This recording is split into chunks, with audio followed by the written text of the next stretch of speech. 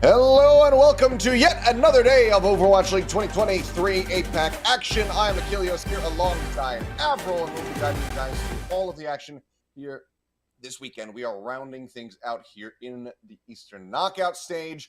We've got some very high-stakes matches coming up across the next 2 days. I mean, this is it. This is where we get to decide who the other team through the knockouts gets to be in terms of qualification pathway into playoffs, going through to Toronto. All the Overwatch League teams that do not qualify through this last weekend in the knockouts are going to have to go in the play-ins. But there is still one last contenders teams that maybe could make the dream run. It's O2+. They await in the grand finals of Group B, actually, and there is a clear-cut pathway where they can do it. We might actually see a contenders team in Toronto if that happens. Could very well occur, but I mean, even though Poker Face aren't in that contention to just go ahead and get their slot, they're also in a good position to go ahead and deny the hopes and dreams of the defending champions in the side of the Dallas Fuel. So, of course, we'll see how all of that is going to shake out. And then we get a good old classic Soul Bowl, Bimbop Brawl, whatever you want to call it. I prefer the latter, but with the Infernal going up against the Dynasty later on. So it's going to be a pretty stacked day, and I'm excited to see who's going to be coming out on top, who's going to be walking away unscathed through this one. And which fandom is going to have their hopes and dreams crushed? Because I think that there could be room for a decent amount of upsets here today. Because, of course, something to talk about that we have to mention, obviously, that will come up later, is that Infernal are going to be operating not with their usual 5-man. So that could be a cause for concern and potentially a little bit of a weakness that can be exploited from the side of the Dynasty. I mean, it'll be an interesting Soul Bowl for sure because, Dynasty, they are in the same position as Poker Face in terms of playing for an upset here. They can upset some other teams in this bracket. For Dynasty, though, they can at least still go through play-ins. Dynasty can't make it to playoffs through this particular knockout bracket anymore, but they can still make things interesting. They really need... Well, actually, they don't really need to do anything here. This bracket really is only concerning Infernal, O2 Blast, and Dallas Fuel. And the most direct pathway is if Infernal beat Dynasty today at all, they simply qualify. That's it. If they just win, that's it. But if they don't win, then suddenly things get very interesting between Dallas, who are in Group A, and O2 Blast, who are in Group B, with a different couple of conditions for each team in terms of how they can actually qualify.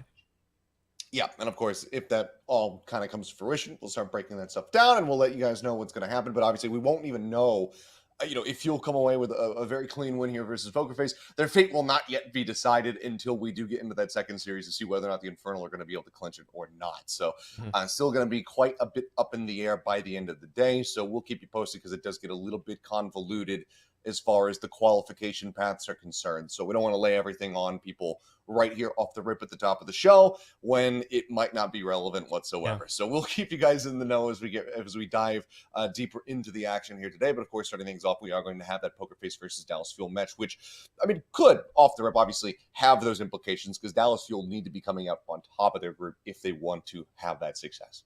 Yeah, for sure. I mean, at the end of the day for Dallas, we'll just speak to them specifically here instead of every single team.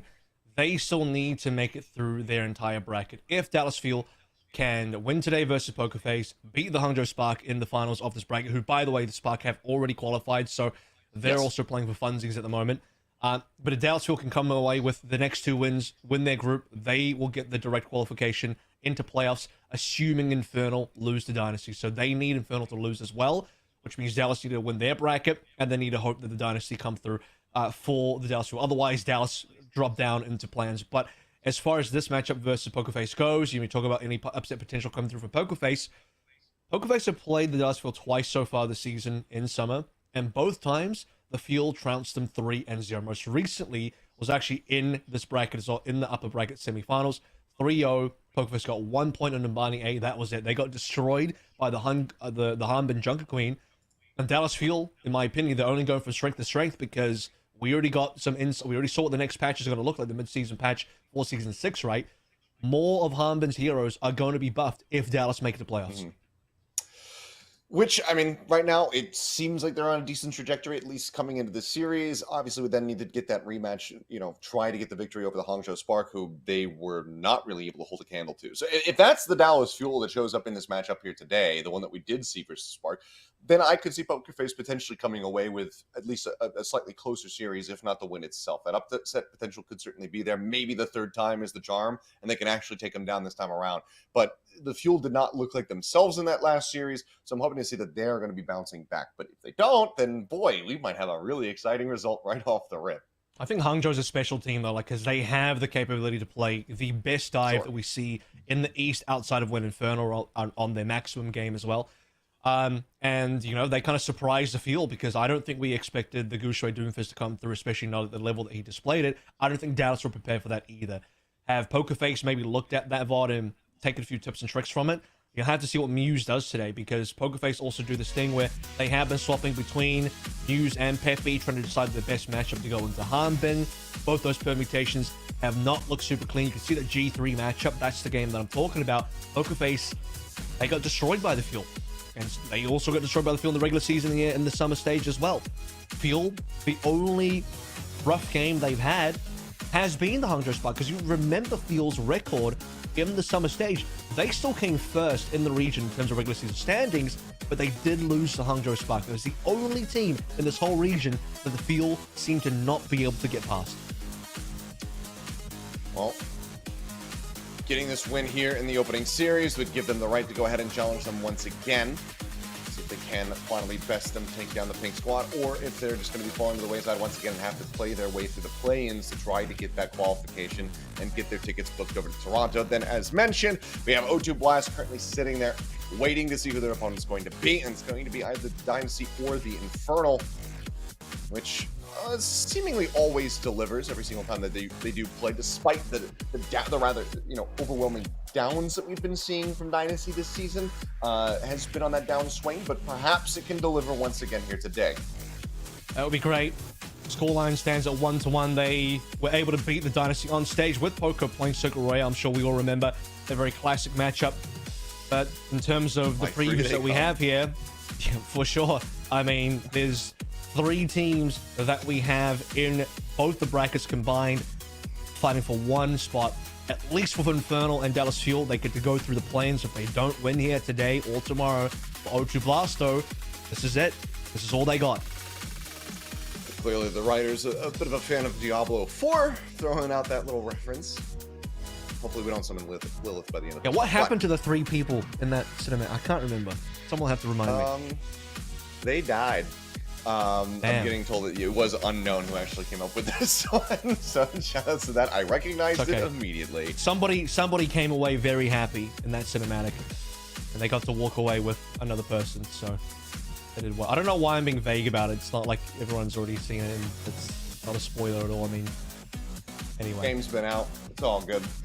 Either way, though, let's jump into Starfield spoilers. I actually haven't played it, but yeah, we'll see. I mean, this is tough because Infernal are the only one that really just kind of have that win and get in guarantee. Everybody else, there's so many other things that then need to happen if they can get the win here today. Normally, you'd be like, yeah, that's an easy task for Infernal, but, you know, there is the fact that their roster has had a shakeup, and not because they wanted to. It's a thing that we're going to have to get past when we get there.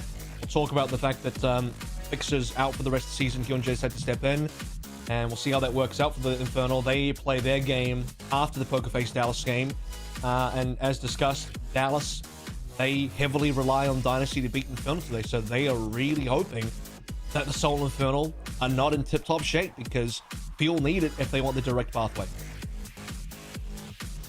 That they do, as we've been mentioning, schedule here for today. So just 2 matches, not going to be a really elongated day, but these series are going to be close if both teams, or all 4 teams rather, are showing up to perform. Maybe we'll be in for a little bit of a later evening than we might have anticipated otherwise. We'll have to just wait and see what they do have ready to deliver for us. But I mean, I'm just kind of chomping at the bit to see how the Infernal are going to looking, how they're going to be looking, having Hyunjae come in on fairly short notice to replace a pretty big member of the squad. So a lot of pressure going to be on him to perform and really deliver. We'll have to just wait and see if that is going to be the case. But for now, Pokerface versus Dallas Fuel to kick things off. We'll get ready to jump into the action and see where these teams are going to be taking us. Of course, it's going to be that first to 3, that loser selecting the follow-up map. Let's see how they're going to be faring. But first, we'll take a look at Pokerface. And it's telling right away, right? Because I was kind of teasing the tank lineup here for PokerFace. Is it going to be Muse? Is it going to be Peppy? What are they going to be playing? They've tried both looks versus Dallas Fuel in the past, and they just can't get past the field. 3-0 both times. No maps won. And even in the most recent series, not only did they not win a map, but they hardly capped as well. Just a single point on them Barney. That's it. I got wiped out everywhere else, and it was not close. So, given that Peppy's in, you have the possibility for a Junker Queen mirror. Peppy played some Sigma as well. Obviously, you're not going to see that on map number 1.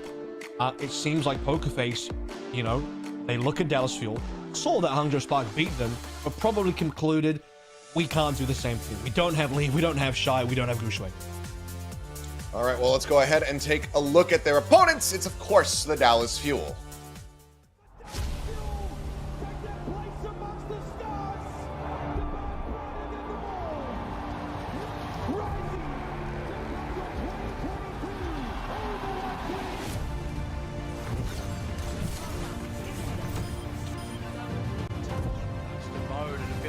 Are just defaulting to that far too quickly. Too slept. Ungodly connection there with the Rampage. And Harpin, he's come up with the goods again. And Fielder goes down. It's going to be a Sal Barry ready for 4-1. Michael's down. Went free. The Dallas Fuel Overwatch League champions.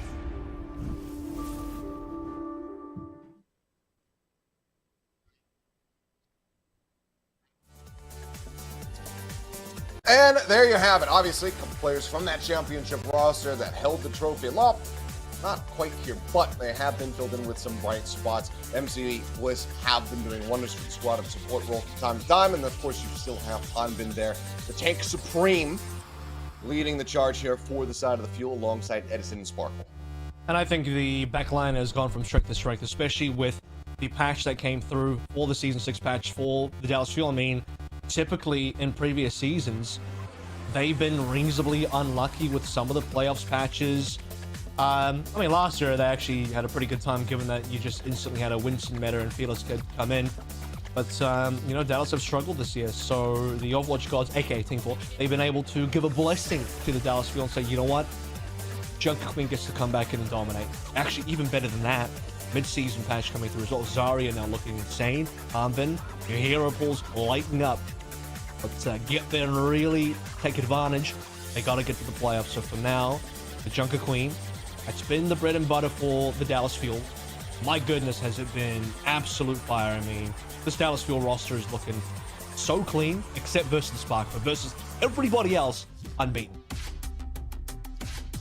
All right, well, PokerFace, can they get it done? The third try, the third attempt to try to take down the Fuel where they have fallen in pretty meteoric fashion in the past. This would be the time, if any, to go ahead and really kick things into gear, kick the Fuel in the rear, and be able to try to get the victory.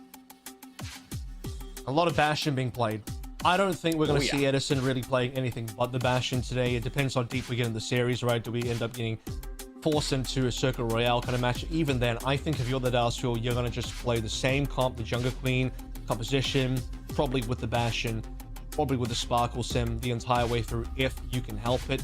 I am pretty certain that Hidden's going to be mostly playing the Bastion today as well. The difference being, when you look at the PokerFace side, they're more likely to play Peppy on the Orisa, so it's going to be the Orisa Bastion look versus Hanbin's Junker Queen Bastion look. Hey, what a surprise. Primary difference here. And Lijiang Tower, when we saw PokerFace versus Dreamers, it was Peppy in first to play that Orisa as well. Yep, well, Lijiang Tower has very much been the favorite control map throughout pretty much this entire knockout stage. I think we saw Oasis once since I came back, so yeah, it's been very Lijiang-pilled, but we get to go there once more and see who is going to be able to draw that first blood. Like you said, expecting to see him on that Orisa. How is he going to be able to step up to that Junker Queen that we're anticipating from the side of Hanbin? That's kind of the matchup that I'm going to have my eyes focused on. I think we saw an Ilios when Hangzhou Spark picked it. If they are the higher seed, Spark will probably force the Ilios because they're a dive team, right? Aside from that, I think it's been mostly Lijiang, a little bit of Antarctic Peninsula, a lot of brawl maps, and it makes sense, right? We're mostly in a brawl meta. We're mostly in a meta where if you're playing the Junker Queen, you want to be smashing people's faces. Orisa, you're pseudo doing the same thing, maybe not as direct. I don't believe Edison's... Obviously, you're not going to be playing the Echo here. I think the only situation where Dallas Fuel might swap compositions is if Pepe also goes Queen, and we get a Queen versus Queen setup. Maybe Sparkle will go Genji with Edison on Soldier, which is another fantastic look for the Dallas Fuel. Really, I don't think the Fuel can do wrong with this matchup. All right, well, gate's about to open. You can see the mirrored compositions for the time being at the very least. TP's forward, and of course the Sims are going to stick through this one. So, only difference just going to be that Orisa and that Junker Queen there in the front lines is already Sparkle to get a decent amount of damage there from the bouncing nade. Yep. Bit through, but clearing out the sentries, making their way over to the point, which Pokerface has been able to occupy first. Under the wall there, Edison going to be falling low. Immortality Field comes down just in time. MCD hoping to keep them alive as Pepe getting chunked away at, spins that javelin, trying to stay alive, but eventually leaves in those headshots, managing to take him down. Valentine unable to escape. Teleporter is not going to be deployed fast enough for him to get himself out of dodge. Ends up getting taken down, and the Dallas Fuel going to be able to win out the extended fight and get the first cap. And Dallas Fuel, often they don't get the first control of the point. They get the first cap, but they have to win it through pushing main. They'll get through the choke. They'll out-duel the tank, out-damage the tank. Pepe goes down. Once Pepe's down, Pokerface, they're done for. And Fuel, suddenly they have the setup. I think the fight goes a little bit longer. Sparkle might get a little bit creative with TP setups. Dallas Fuel, they look like they're holding kind of 4, but, you know, with TPs available, they can get around the map very quickly. Valentine went down to like 4 HP there. A sliver remaining, but he hangs on to it. MCD window already getting built up. XC just now 2% away as there's the TP forward. An aggressive play coming in as Immortality Field tries to bail out Edison, but there's the answering window. And MCD just can't get it set up in time for Edison to be able to actually play off of that one. It's going to be Hidden, who just absolutely rips the Fuel to shreds. Valentine cleaning up the final kill there. And that's going to be a flip now in control. Dallas Fuel set up at 45%, but Pokerface ticking up. I think it was a good spear throw from Pepe as well that was able to at least do a little bit of CC to Edison and give us Hidden the opportunity to win that trade. Bastion turret form into Ant Matrix. It's unrelenting, and if you lose your Bastion, you lose that trade automatically. TP up over the top. Sparkle setting up the photon barrier. Hidden going to be taken down. Edison down low, but the Immortality Field again from MCD comes in to try to keep him alive.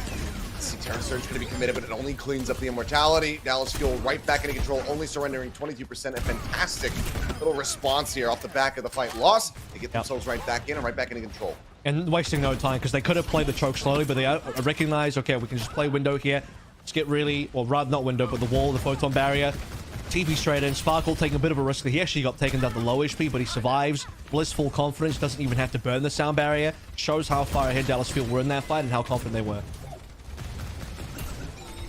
Now, artillery opened up. Edison not replying with one of his own. Does get stunned into the back line, but now the sound barrier going to be dropped in, but it doesn't matter. So MCD is actually going to fall. Mortality and him going to get cleaned up. Now it's all on Blister trying to keep everybody alive. Edison, however, sends out his own artillery fire, ends up getting Javelin taken down. Blister from Revenge, rather.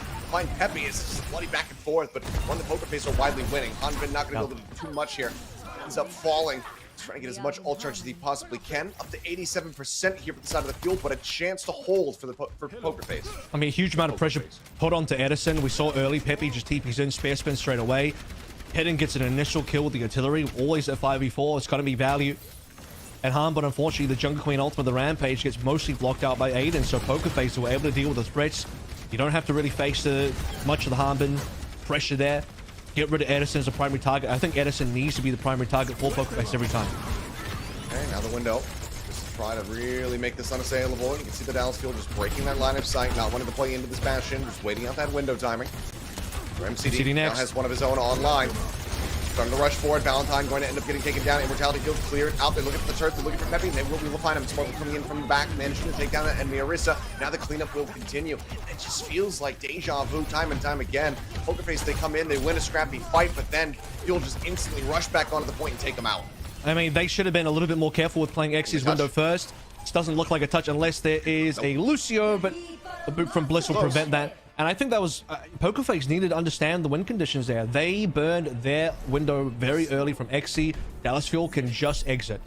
Now, when Dallas Fuel burned their Ant Matrix from MCD, Pokerface can exit, but they sacrificed the point. That probably would have still been the better play than what actually happened, but it looked like Pokerface overstayed. The lamp was thrown fairly late. I think Aiden was the one that ended up dying there. Pepe, then he was really far forward also.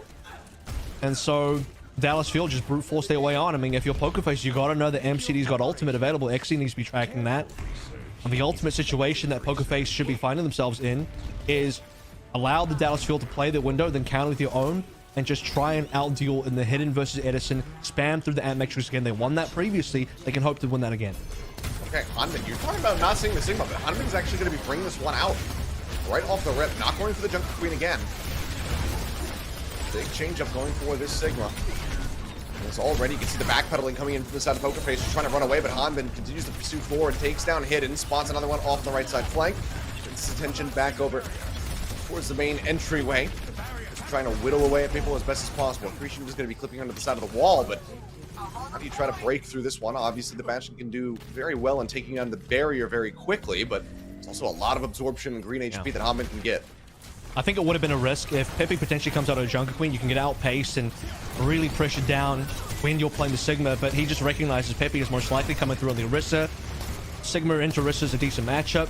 Pepe doesn't want that matchup anymore. He's going to go his own Sigma. They're actually pretty even on ult charge here. Sparkle in a little bit of trouble here, but it's Aiden down first. I mean, is he in trouble? I mean, now he is. Hidden's able to take him down, but not before Aiden does fall, so without a support here on the side of Pokerface, and now without either of them, his XP will also get taken down. This is going to be traded up, and now the window's in from MCD. He collects 3 kills for himself, taking down Valentine, looking for a bit more.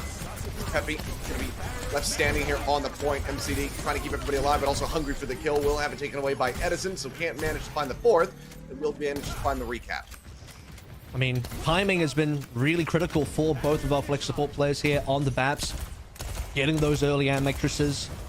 We've had situations where Pokerface have won that duel. This time around, Dallas Fuel are going to be winning it instead. Both of them come out around the same time. Edison and MCD in particular getting those final blows, doing quite a bit. Artillery opened up, and this just gives so much more space to the Dallas Fuel. Once again, just pushing forward here to the doorway, just trying to keep Pokerface completely locked away from the point. They're up. They have the Pepe photon has as well. I think.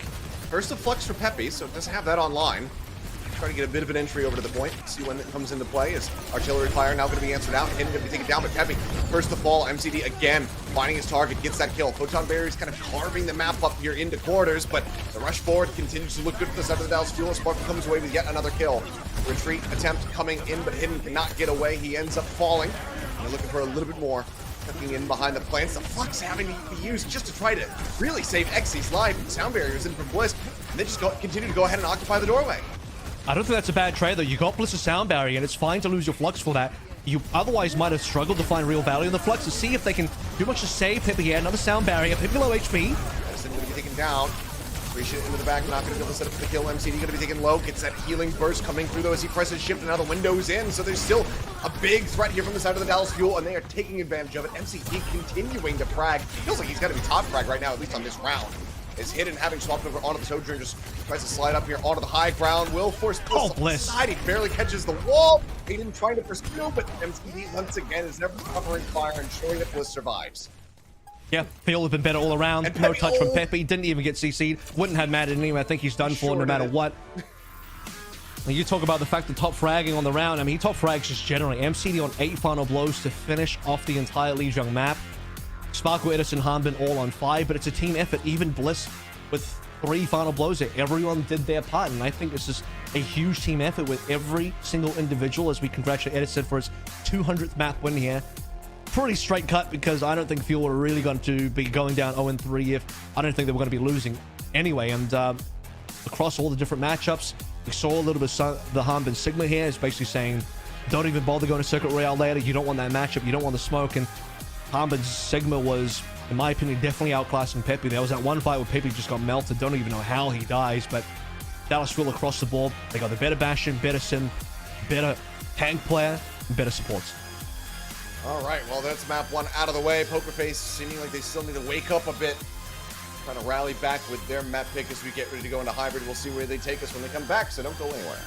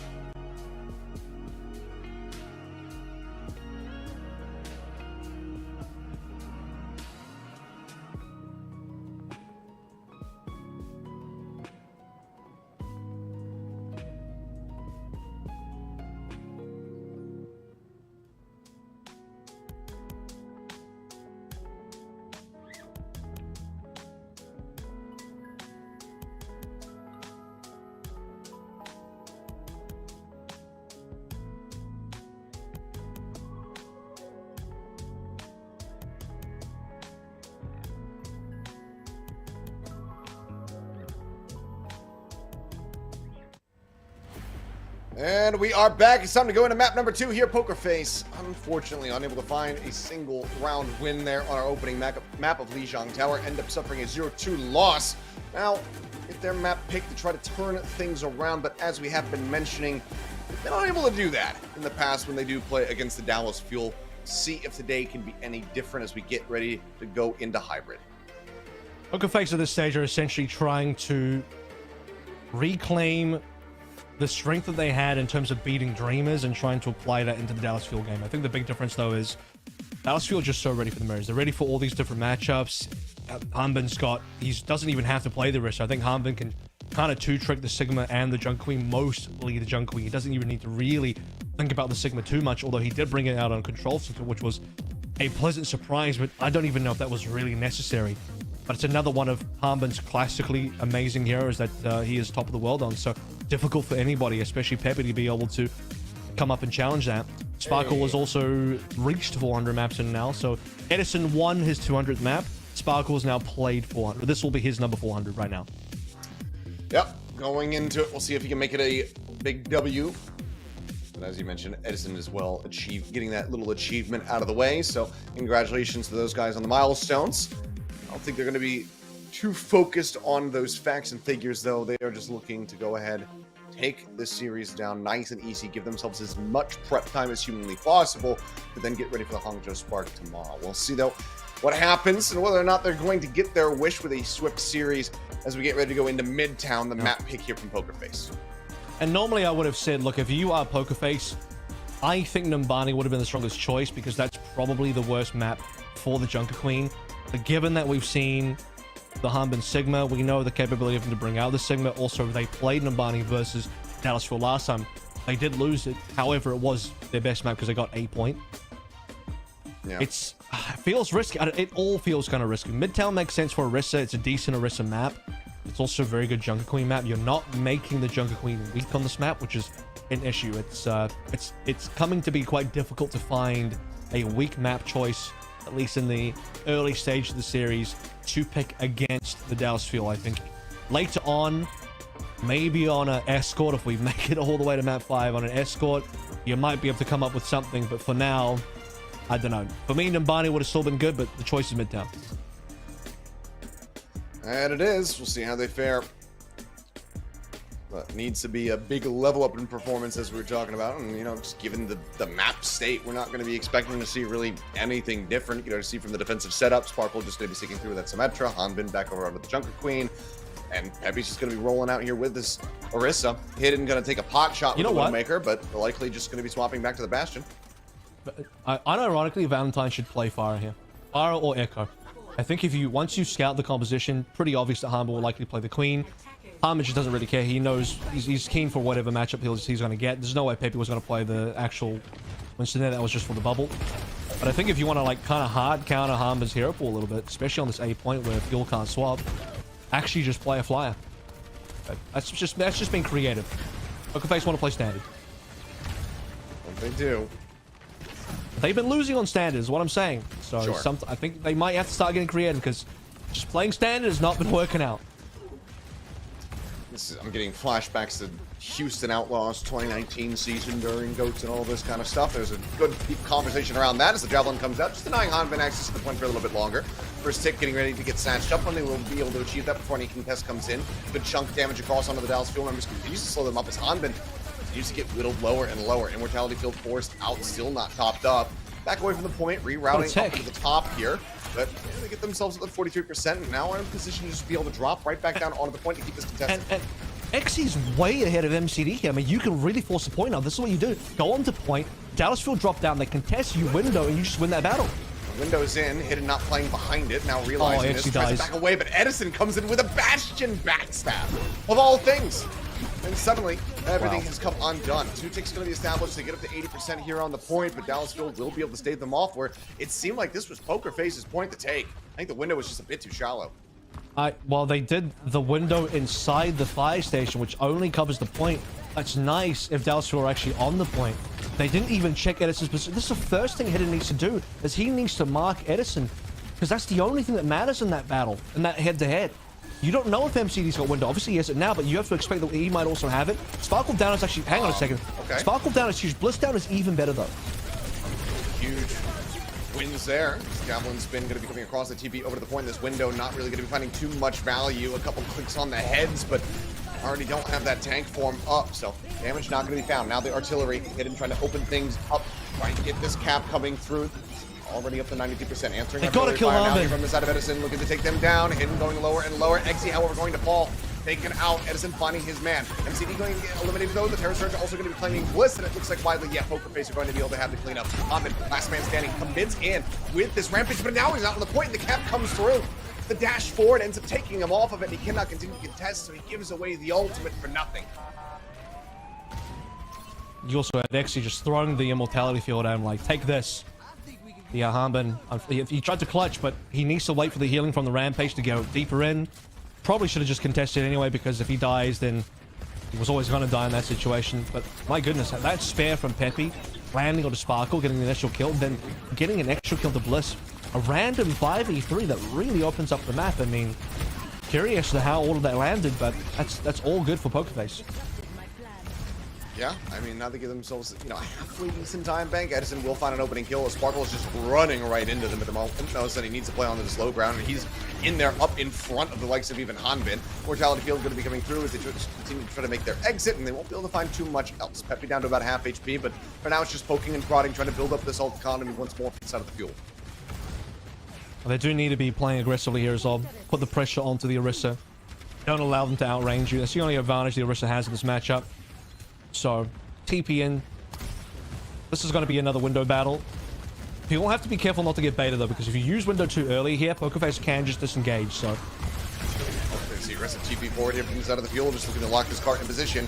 Mortality Field, the turrets all going to be cleaned up very swiftly as Edison continues to rush up here alongside Sparkle. They know that together the damage throughput is significant, and the window gets forced from Exy just to try to keep them alive.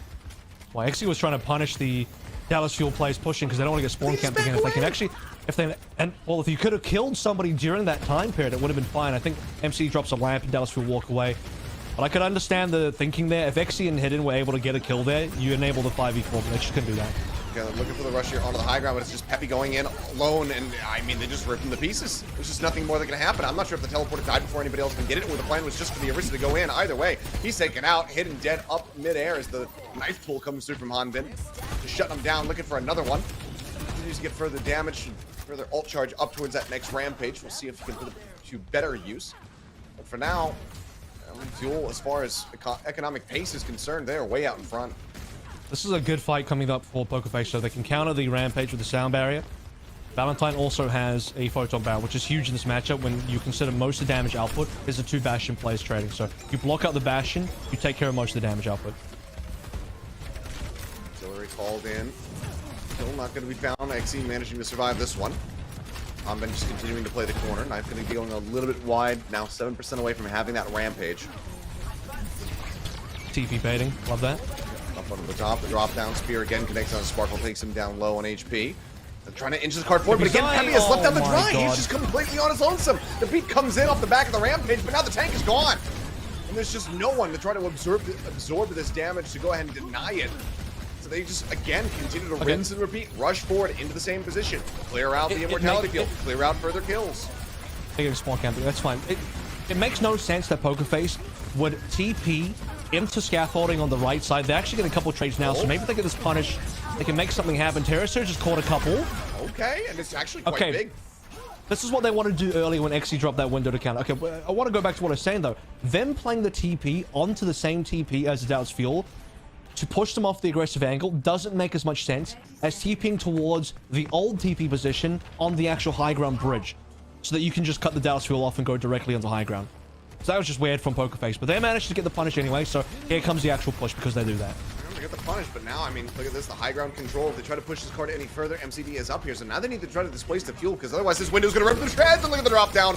Oh, it's a bold play. One that is so far not finding too much value here. The kill's not coming in, but as I said, MCD will be able to take out Valentine. The beat is in to try to survive. The artillery fire dropping down on top of their heads, and in all of this chaos, they are flushed away from the cart. No one can get the touch. The cart will rest just a bit in front of point B. Let's break down the two fights that Pokerface actually win here. Number one on A. They get a spare onto Sparkle. Not too sure how Bliss dies there, but they get a 2 for nothing. That was pretty good. Dallas Fuel actually still had a retake there, so it wasn't even completely clean. Poker Face then were able to punish Dallas Fuel as they push quite deep into spawn. Which we might get it here. No, this is not the same clip. But, okay, so this is what we saw earlier in terms of the window location. I was thinking that Dallas Fuel, if they played their window on the high ground bridge, then Poker Face could just disengage. But I like to actually TP the scaffolding to make that off-angle play instead. But, as I said earlier, I don't know why Poker Face then TPs to that same spot on scaffolding when they can just go back to the bridge. They can directly TP the bridge, and then Dallas Fuel is stuck. Dallas Fuel are actually in the worst spot once that happens, but Poker Face just make a wrong TP play, and Dallas Fuel just go back to the bridge. So it's like, okay, what are you doing, Poker Face? Then there's another situation where Poker Face is like holding on to this photon barrier, and Pepe's trying to solo push payload, and they know they have a photon barrier advantage because they know that Sparkle used it previous fight, and Poker Face still just don't pressure down with that ult advantage, and a pretty significant one given that, as I mentioned, Bastion versus Bastion damage is a lot of where the poke is a lot of where that's set up for the major damage output is. So Poker Face just, I think the fight where they got the punish was good, but I think Dallas Fuel also delivered that to them. I don't think Poker Face have not been able to really take these fights within their own hands. And now Valentine plays the ick on the defense, when I'm like, he should have played this on the offense. Dallas Fuel can counter swap this now. They certainly can. Let's see if they're going to do it. As you can see, the slow up. But just waiting out the TP timing. Up on top of the fire truck. Aiden going to be taken down. That's Yalari gone. Valentine just assassinated by Bliss, getting a couple headshots woven through. I think he was up in the skies, but either way, gets taken out. 3 members left standing here for the side of the Poker Face, but they have to pull all the way back over around the corner. So point going to be occupied here for the side of the Dallas Fuel, who are at least going to be able to get a single tick. The retake's going to be rough because they don't have ultimates. They really need ultimates to retake. Pepe's are dead. This is done. Yeah, it's just into the meat grinder here.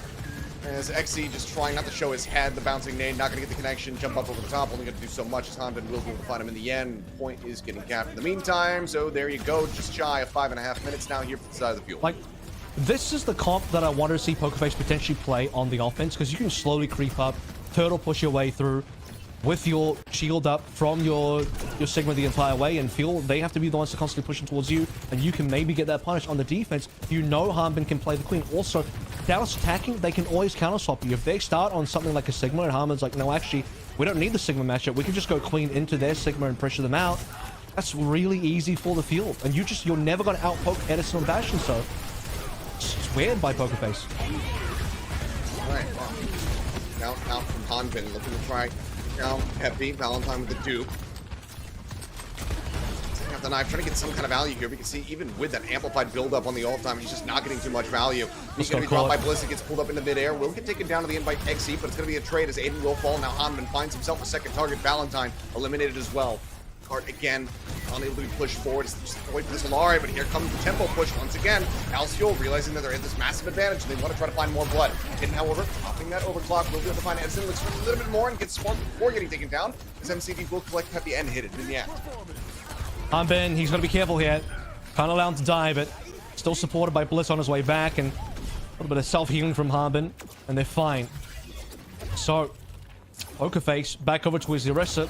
Correct move. You need the Orisa. The Orisa at least has a much better opportunity of standing ground versus what Dallas Fuel can rush into with their Junker Queen comp. But is it a little bit too late here? Aiden has Captive Sun. Thankfully for Aiden, there's not a lot that blocks this, so could be a good ult. Okay. Edison sending out the volley of artillery fire. Zone back for the time being. Box of victory being approached here. Dallas Fuel still so much time to work with. You can see that they are willing to play around with it. TP set up, the rush around the back. They're looking for Valentine to take him low. They did not confirm the kill though. Said Valentine living to find another day. Captive Sun going to be sent out. Edison going to be the recipient of that one. Fatality field, however, set up to help keep him alive, and he will be able to survive. Honben in the meantime just brawling down here into the underpass, looking to take out Pepe, who's trying around the corner. Knife does pull him back over, and Edison gets into pole position to be able to take down the Orisa. Now nobody can touch. The cart will glide forward, and with 3 minutes and 4 seconds remaining, the Dallas Fuel get themselves to the victory here on map number 2, and now find themselves at match point. And similar to what we saw from these two in their matchup in Numbani the previous time they played in the upper bracket, Okay, Pokerface will get that A point. They'll be able to catch somebody out, find that opening pick. On Numbani a week ago, it was when I think Sparkle somehow got caught out, and then Harbin ended up overextending because he didn't have the TP from Sparkle to bail him out. Pokerface Cafe on Numbani here. We have discussed that already. Pepe finds the spear. Pokerface will get the A point. But outside of these very rare situations where maybe you get a random pick, Dallas will out-team play them. Every single TP into Bastion, into MCD, at Matrix setup is just going to get Dallas value, and they get it every single time. That they do. It's been struggle street here for the side of Pokerface, and now need to pull off a reverse sweep against a team that they have not been able to beat. It has just been 3-0s the entire way through, and it seems like maybe the script is not going to be flipped here today. We're going to go to a break, come back, and see what happens on the potential final map.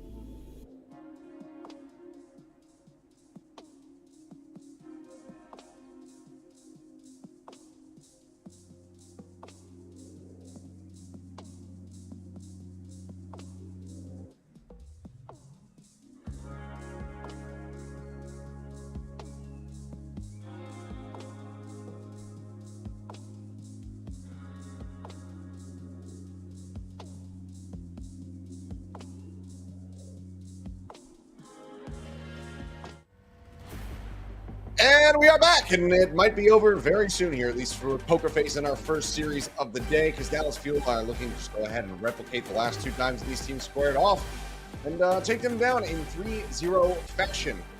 Although I'm going to cap on Midtown, they were barely able to really kind of squeak that one away, but they couldn't make it over to B. They could not hold a candle to the Dallas Fuel attack. And now we find ourselves here in a match point scenario as we have a very long time Overwatch fan, someone who says that they have watched Overwatch since the Apex days when they were in middle school. So they were watching That's the in same middle as school, you, and except now you they're weren't in middle school. And now they're in college. We both watched since Apex. We were both definitely not in middle school. And just not in school at all. I mean, this is just reminding me of my age because I actually have my birthday in 2 days and I'm going to be turning 31. So I'm feeling older as with every second that passes. But look at this. We've got some change-ups here for the side of Poker Face. Muse is going to be stepping in here over Peppy. I've got Simple in for Exy. Muse better be coming to play Doom because if he plays Winston again, he's going to get farmed by Armbin. That is a really bad matchup for Poker Face. Armbin will be very happy to take a clean 3-0 if that's the case. Last time Poker Face Dallas Fuel played, it was New Junk City, chosen by Poker Face. Muse was subbed in. He played half. Winston realized it was bad, went Doom, but by that time, probably too late. And it didn't look particularly practiced for Poker Face, so maybe they had a little bit of time. Saw what Hangzhou Spark did. Time to try and, maybe squeeze that juice a little bit to see if they can maybe find the same pathway to victory that Hangzhou Spark did. All right, well, New Junk City to potentially round this all out. So far, just that singular cap here for the side of Poker Face. Now need to get 3 within this map. See if they're going to be able to make it happen, or if Dallas Fuel are just going to be riding forward into that grand final their side of the bracket. Get that rematch, a much awaited one, versus the side of the Hangzhou Spark. Just by the way, it was a 3-0 as well, New Junk City, when these two last played, so we're hoping for a little bit more than that now, as you need to be putting a decent amount of work in. And it was like a kind of ham-fisted Doom that Muse threw in there as well, which is the same as a Rocket Punch. Now, what I'm trying to say is, like, they didn't build the comp around. Like, when you see the Hangzhou Spark play it, you have Shy on the Soldier. You have an Ana coming through from Monk as well, because you're really trying to shut Harbin down in Junker. That's actually something that we need to discuss in terms of Exy being able to go over towards that Junker Queen. Because so far, they've been playing like fairly standard comps. They're trying to play the same sort of overall styles of Dallas Field, just minus the Queen plus the Orisa. They, in my opinion, have not really tried to counter the Queen yet, not directly. They haven't played Ana at all. They haven't tried to really play a flyer outside of the one time on Midtown defense A, which personally for me I felt was the wrong place to do it. They should have done the attack, not the defense. Yeah, Muse is gonna just start on Winston again. Okay, well, all right. Pray to Jesus here, because I don't know about this one. Well, I've got Simple over on the Kiriko. Reaper coming through from Valentine as well. Big change up, whereas Dallas Field, no need whatsoever to change what's been working. The tempo change-ups they've been having here with these CPU aggressive plays has just been fantastic to watch, so they're just going to be sticking through with this one. What they're trying to do is they're trying to remind Dallas Field, like, look, this is the comp that you won the grand finals on last year. We're going to play it right now. It could be the case. Either way, occupying space here first and foremost, but there's TB onto the low ground, forcing Muse out instantly. No one else can really try to drop their way down into this one. And then Valentine, Walk not going to take you out, but that's a good nice shot. Little headshot. Yeah, we'll be able to find Sparkle as he's going to fall, and Valentine does get on top of MCDs to find some nice little value. So the opening volley going to be one here from the side of Poker Face. We'll see if this forces any changes out of Dallas Fuel as Bliss looks like he will narrowly survive. I figured it out. Every time Poker Face win a fight, it's because they somehow kill Sparkle. We just got to do that again. Somehow kill Sparkle, and then you win a fight. I'm not gonna lie, the Sojourn can offer those one taps. Look, if you are gonna play the Sojourn, that's some clear targets. You're not gonna get the one tap onto Edison. You might get one of the supports, but if you get onto Sparkle, that removes all of the mobility. Valentine forced back. This one comes out, keeps himself safe. Looking on the hunt there, but it's for the Kirikos. He just takes himself out to safety. Simple just occupying the low ground for the time being, which will let you come back up. Now the Kill going to be committed forward. Immortality Kill going to be burned. MC just trying to keep everybody alive. Going on arm's length here, but Valentine's still trying to rush for final elimination. And they will be able to help take down Muse. Or help take down Hanbin, I should say, as Muse confirms the kill. Artillery fire still going to be committed to this fight. Now the sound barrier there from Aiden. Full support ultimate's going to be committed to the fight from the side of Poker Face. But if they can go ahead and close out this point, that is going to be value, and it looks like they will. Yeah, couldn't keep Hanbin alive there. I don't know if he was in range of Bliss or not, but there were more support ultimates available for the Fuel. Fuel kind of got out-tempered that they had to back out, and wow, Poker Face actually got 100-0 on the very opening round. They won a fight by taking down Sparkle. They won another fight by dropping in the Katsuna Rush, diving deep into Dallas Fuel territory, forcing the lamp to be used early, and the lamp being gone means Hanbin eventually being caught out is left to dry. No support ultimates, nothing to bail him out of that situation. And then just a sound barrier from Aiden to clean things out. And Poker Face have the ability to... Well, they should have been able to snowball, but they actually get to the point second here, which is a little bit weird. Typically, if you cap A, you should be first on point. I think this might actually just be some Sparkle TP shenanigans allowing that Dallas Fuel to get there first. Inside track on the respawns as well. They're able to get there pretty damn quickly. Either way, Sparkle nearly taken out. Photon barrier going to be set up here to try to counteract this overclock. And for now, it is going to be working well as Dallas Fuel will do the first taste of percentage. For now, Death Blossom going to be opened up. Valentine into the side room, taking out 3. Looks for a little bit more here, and MCD will not be able to survive as Valentine just going to go ahead and pop some shots off there onto the floor. It's only 12% built up to the side of the Dallas Fuel as Poker Face are once more in control and now in the lead. Yeah, double DPS ultimates, Primal Rage. One of the ways that you can alleviate the fact that it's a hard matchup for Muse is Primal's available. Suddenly Muse doesn't have to fear too much. And Valentine also just catching the Dallas Fuel is pretty big. There's not a lot to stop the damage of Valentine. You have to have the lamp available, and that can only do so much for you. There's no real CC either, so if Valentine can actually get deep on the Death Blossom, usually it's a guaranteed kill. Okay, well, once again, the Katsuna Rush going to be opened up here. Into the tank form goes Edison, just looking to stave them off, keep them forced back. Still widely, they're going to be happy with the space spawn as they get themselves up to 65%. How much closer to having that second point and getting the map point here on New Junk City. Be careful with this one, because there is Suzu. Yeah, they're trying to force that one out, but Sparkle taking down again, and we've seen what that means for the fights. Will Sparkle win fight? It looks like that will continue to be the case. Edison now going to be trying to find an opening pick. Artillery comes in, but Wraith Form gets popped. Goose jumps up onto the high ground. Now they go for the aggressive fight. Suzu comes into the back end. They have the sound barrier in as well to survive the rampage, and things are falling apart here for the side of the Dallas Fuel. Cleanup going to be coming through. This point is going to be there as Poker Face now moving up the map point. I never thought that this would be the matchup that Dallas Fuel starts struggling in. Like, surely of all matchups, this would be the one that Dallas Fuel farmed the cleanest on, but gotta give it to Poker Face. That's, to be honest, that's twice now that Hidden just finds Sparkle. I mean, I wish I was joking when I say just somehow snipe Sparkle to win, but it keeps on happening. It keeps on delivering. You remove the mobility away from the field, and suddenly their composition is so slow. Yeah. Just can't do anything they really want to. And they're up against, you know, the Katsuna rushes, the sound barriers coming through from Aiden. You can just safely rush into Edison. He's got no turret form at that stage. And Muse hasn't really died. Pushing up, they're looking for some eliminations here, but everybody just has the ability to scatter the wind. Can I say one thing? No one on Poker Face has died yet. It's our third point. Wait, what? No one on Poker Face has died. Not once. Oh, okay, that doesn't feel correct, but I'm obviously going to put my faith in you. As the Primal Rage now going to get popped. Just looking to send MCD off the side of the map, and we'll be able to do so successfully. So it's only going to be one. This point's dealt with. Sparkle now dead again. First point lockdown coming in through the side of Poker Face. Can't believe it. Control of this one. And I mean, yeah, they still haven't died. They still have. I just checked right now because I'm like, it was going through my head. I was like, Muse hasn't been punished in this matchup. Typically, you punish the Winston, you win. Muse hasn't been punished. I don't think he's died. Then I checked everyone else and it's like, oh wait, no one has died. Not only has Muse not died, no one has died on Poker Face. That's weird.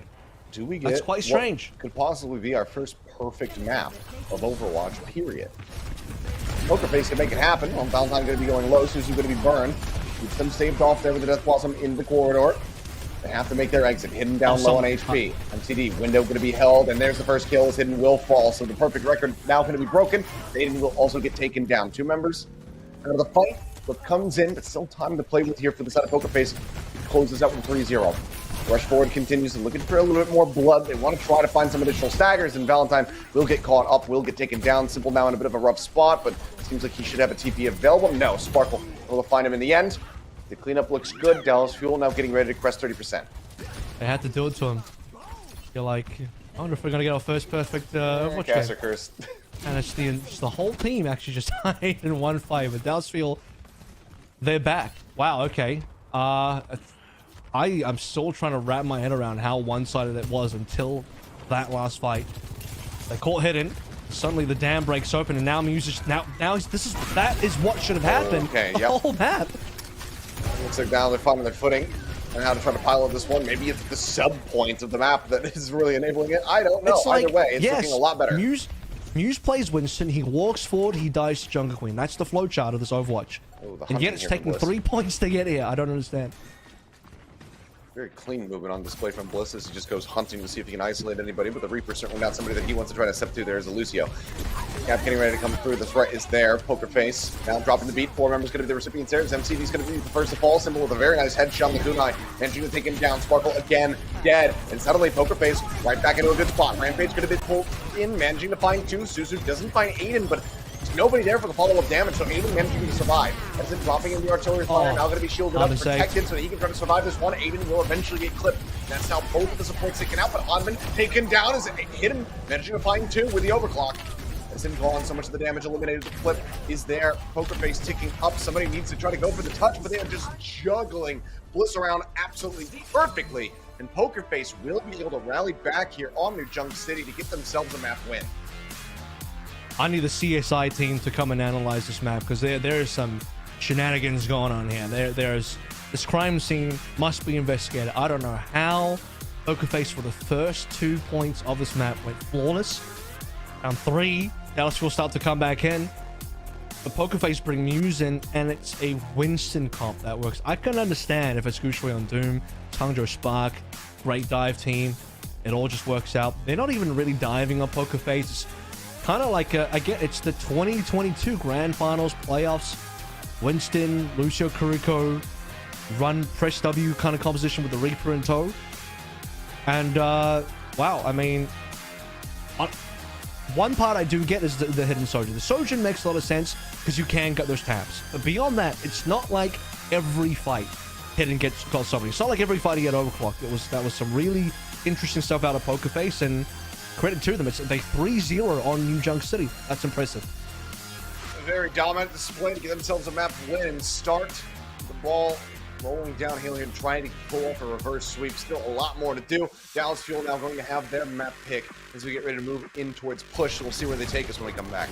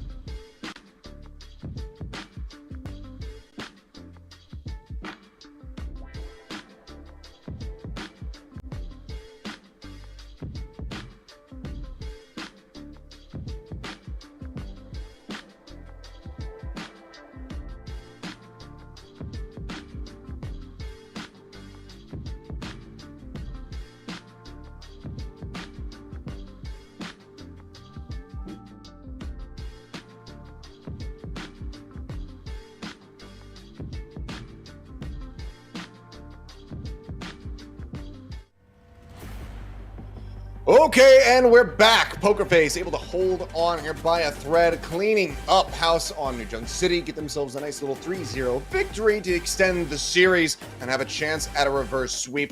Dallas Fuel, they've got map point, or rather, well, they have match point as well as map pick as we get ready to go into push. You're still in to play a little bit of push, and I think at this stage, if the dive is working as well, to be honest with you, Hangzhou kind of did show the dive can work, then perhaps continue playing the dive. I'm still trying to wrap my head around it. To me, the fact that Winston dive kind of worked, and I say dive, it's, you know, it's 2022 playoffs comp, it's like kind of dive, but not really, because you're sort of rushing as well, because it's Uso Kiriko. Point is, Dallas Fuel played against this comp last week. Lamban Jungle Queen, used Winston, and it was a 3-0 on New Junk City, but it was a 3-0 in favor of the Dallas Fuel. Today, it's the other way around.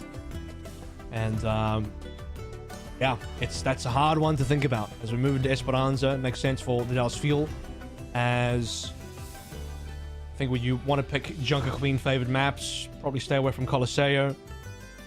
Queen Street's okay, but I think we've seen the most Junker Queen as far as push goes on this specific map on Esperanza of the three. Well, let's see if this is going to be where they can go ahead and tie the knot on the set. Close this out with a 3-1. Or if Pokerface are going to have more tricks up their sleeve, more surprise fight wins for us. Time we'll just tell though as we get into this one, but Pokerface, it's good to see them being able to fight back, being able to get that win, and very concisely, mind you, under their belt.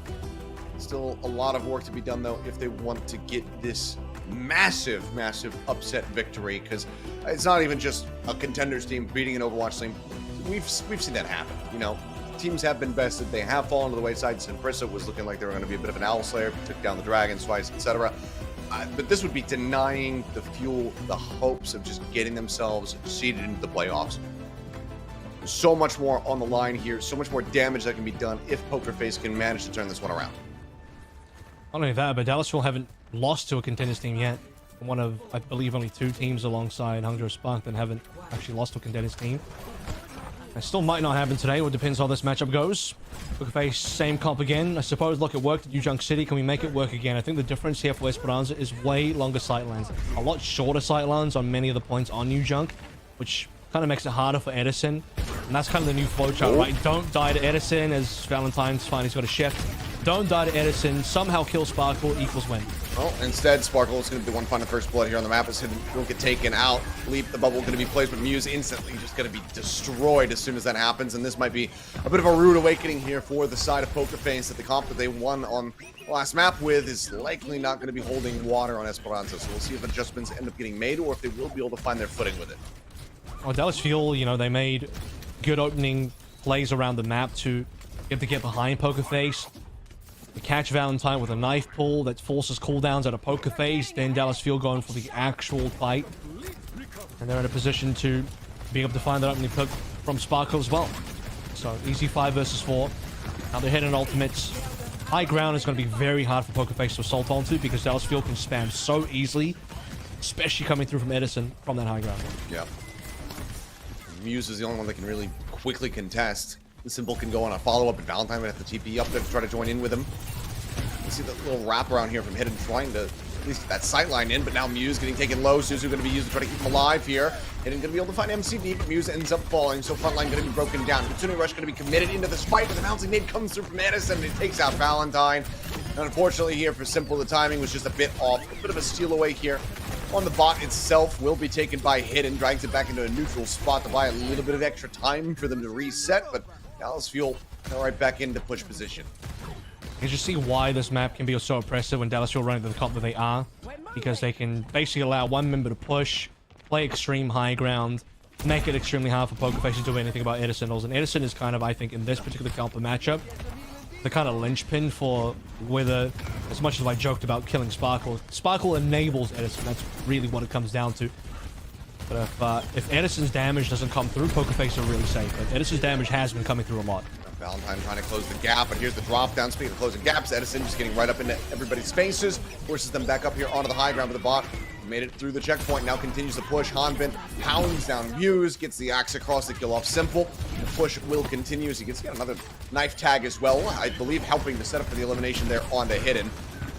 As Valentine will just fall, trying to delay what he, get a reset in that back line. No reprieve in sight at the moment here for the side of Pokerface. There's still so many ults for Dallas Fuel. Not that artillery really matters here, but Rampage is always going to be something that forces cooldowns at minimum, if not allow you the threat to actually get a kill. And then the sound barrier from Bliss to bail Dallas Fuel out of any bad situation.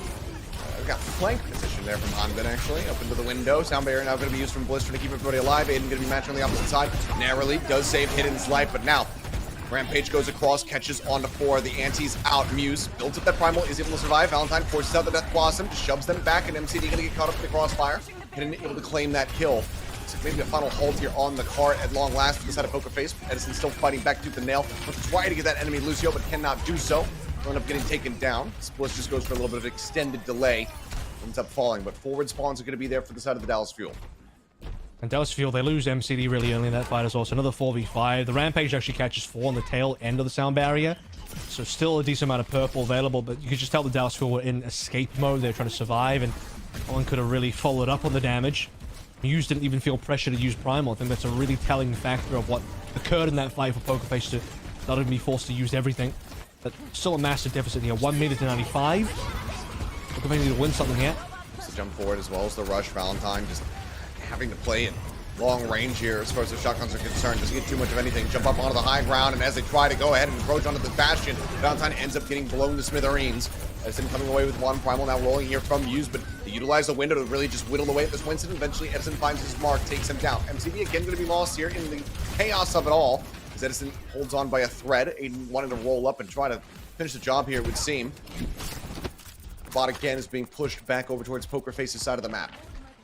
And this is just going to be how the game looks for perhaps maybe the next 5 minutes until the OT, where every time Pokerface loses a fight, Fuel gets shoved into their territory. You see that Fuel aren't even particularly interested in pushing. They don't need more meters. I mean, yeah, you can get triple digits. 100 is fine. It's good for the clip. But really what you want to abuse is Edison's high ground positioning here. You look at the choke that the payload has to come through. Edison's free firing in that direction. Around the corner, the pull onto the Winston. Muse, of course, sees the bubble. There's that Rampage. The Suzu was actually in to deny it completely. I think he popped it before the anti would have come across, but either way, it doesn't matter. Sound barrier out from Bliss, and Edison just guns down 2. Is dead in the streets here as Muse and Hidden. Valentine, nothing more that he can do, just gets pushed back into the corner, taken out. Muse swapping? Bloodied and dead, and oh yeah, Muse is now going to be swapping over onto that Junker Queen as we get ready to have the bot rounding the final corner. But you have to build the rest of the comp around it. It's not good enough just to swap one hero, because you're still playing Reaper Sojin. And so you have to think about how you're going to enable these heroes now. You still have to think about how you're going to out-damage Edison in these trades, especially when Edison's being TP'd around and he's got windows to play through. I guess Hidden can just snipe him. That's one way. Snipe him down. Stop him green. I'll take the TP. Opens up a little bit of space there. As Valentine just going to be TPing back across the opposite side. Bot held as Hanbin looks to just try to hold this ground. He's just running up towards Hidden. That's going to be the beat forced out, actually. Hanbin now stranded forward. It has the TP. He gets a sneaky little escape. Valentine not quite ready for it, and he gets away with his life, and they get the beat for nothing. And that's the thing, right? This is why Sparkle's important to this entire setup, because hard to punish these field players, even when they're out of position. Sparkle can always get the bailout. Edison's like, screw it, you want to play some Sojin? Let me introduce you to John. There's a Dallas Fuel. Talk about getting triple digits. They managed to get that and then some. 95 to 119. Pretty brutal here. It's Valentine dead off the rip. Edison having swapped over onto the Sojourn, instantly finding value here, looking to get a little bit more. Fully out there onto Muse. They managed to take him down. The Suzu just not enough. He was far too disconnected from the rest of the team. Ends up falling, and now the bot again getting brought around. Final stretch laid out here for the side of the Fuel if they look to get this full cap.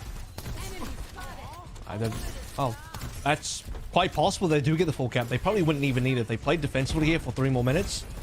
Very likely that they can just get it from here.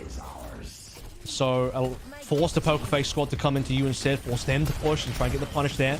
You still have a window to play around. The setup should be good. Oh, unless... Sparkle, I don't think he made it through the teleporter. Was just setting it up.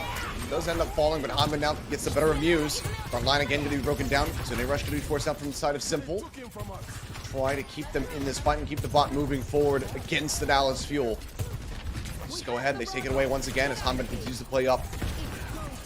Lead across, looking for more. Overclock popped. Edison desperately leaping forward, trying to find a head to click on, but he's overstepped, and Valentine is ready to receive. Takes him down, goes in the race form to stay alive, and the rest of the Dallas Fuel sent packing as the bot starts rushing at them. Backing away, HP bar's low, but healing looks like it's going to be decent enough, but now MCD lines up into the crossfire here, and Valentine manages to take him out. Right. Second time that Pokerface have seen the payload this game. They are going to have to win another fight just to cap. So they deny the forward spawns here. I think Sparkle missed the forward spawn. That's interesting. So that will be slowing down the Dallas somewhat, but they will still be able to contest in time. And huge amount of ults available here as well. Photon Barrier, this fight will be annoying for Pokerface for sure. Bot steadily moving forward around in the corner here towards the checkpoint. Only a minute and 40 seconds now remain. Something shot around the back, just trying to slow up Muse if possible. So he's just hugging the bot, trying to stay alive, deny that line of sight. Overclock here, hidden, having to play on this side of this Photon Barrier, trying to stay alive. And there's the rush forward. The Rampage comes across. Muse able to find one. Sparkle instantly dead. Hanban now, however, pulling out one of his own. Gets the anti out on him too. Beat is also there from Aiden, trying to keep everybody alive. Now Edison and Bliss both going to be falling. Sparkle swapping over onto the Genji. MCD comes away with one, but that's all they're going to be able to get. And the checkpoint will be taken. And now Dallas are on the, not the counter comp, but they're on the mirror composition. This is like ideally what you want to be playing. The extra Genji, I think that makes a lot of sense as well. This is essentially the Summer Showdown comp. Minus the fact that there's no Brig, you want to be playing the Rico instead. So Dallas feel prepared. I mean, they're on the right matchup, they're on the right comps. And as we get closer to the OT, Pokerface is starting to pick up a bit of steam, but they still have basically double the distance to go through in our final minute. Just a Kitsune rush, and MCD's not far behind either. 10% away. One through nines across, and he's going to be able to have that online as we see him now getting it. Kills in the Valentine to keep him sustained. That Death Blossom also nearly there. Shout comes in. Kitsune rush going to be pulled. Muse gets on top of Edison, managing to find that elimination. Bliss getting taken lower and lower. But Sparkle, with a decent amount of heal, does manage to find Valentine. Dashes across, looks for another target. Spots both supports, but can't really get on top of them quite just yet. But now hidden Quan as well. DPS-less here on the side of Pokerface, and they're running out of time. Any follow-up kills here on the back end are going to be absolutely catastrophic, as Aiden will also fall, and the cleanup will be found. Everybody taken out, and they're just going to leave the bot where it is. No need to push. It's done. Valentine, he'll spin and spawn. That's the only damn thing he does, as Bliss will get the kill. Dallas will take the game. The GGs are out. Pokerface, unfortunately, will exit the tournament. Even though, to be honest with you, they didn't have the capability of making the playoffs anyway. They were here for fun, and I'm not going to lie, at least they were able to get a little bit of revenge. 3-0 on New Junk City specifically means they had a much improved matchup versus Dallas Fuel than either of the previous showings. They've been 0-3 versus Dallas Fuel up until today. They made Dallas Fuel bleed a little bit, but I think we knew who the favorites were from the start. Fuel, they keep their playoffs hopes through the knockout bracket still alive. Next, they have to beat the Hangzhou Spark in order to give themselves a shot. Yep, another big revenge match there. Like I was saying before we got into the action here, didn't look like themselves when they played against the Spark the last time out. Spark looked absolutely incredible with Bouchard bringing out that Doom Fist. Are they going to be better prepared for it this time around? We'll have to just wait and see until tomorrow. Edison, though, going to be our player of the match. You and I find this a little bit contentious, as we both give it to MCD, but we are very much outvoted, as everybody on the Korean broadcast went for Edison. I think I started to be convinced towards the end there. You start to see how, you know, the damage output Edison's able to do, especially then he swaps over to Sojin. And that's always been an Edison classic. If there's one hero that you can put full faith into Edison on, it's going to be that. And combined with the fact that if there ever is a jungle clean mirror composition, then you start seeing, okay, we don't have to play the Simbash anymore, we can play the Sojin Genji instead. Fantastic heroes for the Fuel DPS line. That's exactly what Spark wants to play. Edison wants to play the Sojin as well.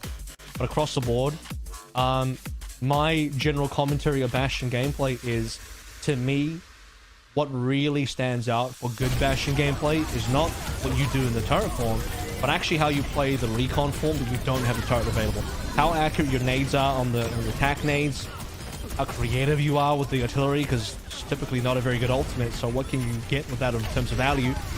What's been really insane about the teamwork side of things, and this was the flank, by the way, Edison actually failed this jump through the window, then realized, actually, this is better. But to finish what I was going to say, when you look at how the Dallas Fuel play their Bastion compositions, and this is also Han been using the TPs, the Edison essentially gets to use TP like it's his cooldown. And look at this. These are the kind of setups I'm talking about. He gets to use the TP from Sparkle and the Ant Matrix from MCD as if they were normal Bastion cooldowns that were on his keyboard that he can press anytime. That's why the Dallas Fuel is so good at this comp. It did get tripped up a little bit there, obviously, on New Junction City, so certainly something that the coaching staff is going to want to look to have a bit of a VOD review about.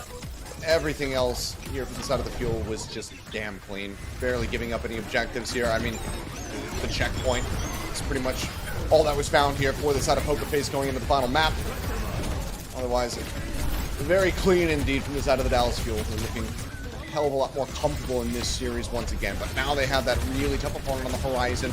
It's going to take a lot more of this kind of coordination, this much, even more impact from the side of the Dallas Fuel players if they want to be able to take down the Spark. Yeah, they're going to have to figure out that out as well. I think for the Fuel, that's been the main focus, right? They know that David versus Pokerface, as long as Pokerface aren't doing anything crazy that comes out of left field, they know that they can win the mirrors. They did lose New Junction City, which I agree needs to be something that has to be addressed by Rush before tomorrow. As when I say New Junction City, I don't mean specifically the map, but the game mode of Flashpoint, right? Because they also got, I believe it was a... how close was the one they had versus Hangzhou Spark? They actually might have been closer. They actually went to 5, so they actually did better versus the Hangzhou Spark than they did versus Pokerface on the Flashpoint, which is kind of crazy. But Hangzhou Spark is the clear target that Fuel have to figure out for tomorrow. Well, not much time for that turnaround, so we'll see how they do fare once that comes down to it. But for now, we'll get ready to hear from, hopefully our player of the match. So we'll either hear from Edison himself and see how he's going to be feeling about that rematch. I'll have to just wait and see if we get him or if it's going to be another representative. But obviously, plenty of fans there in the arena to cheer for this team. These players are very storied. They've been around the block for quite some time. So it's completely unsurprising to see that people are still going to be turning up to cheer for these guys, even though they are not physically in the arena themselves. But we'll have that interview coming up in just a little bit, and then we'll get to hear what their thoughts are going to be, and how. Hopefully, the question is asked, how are you going to tackle this composition, this Doomfist, if it's going to resurface from the side of the Hangzhou Spark that was able to dismantle you? Because I would love to see their thoughts. And I think even beyond the Doom, I mean, Muse even showed today on New Junction City that Winston can be viable as well.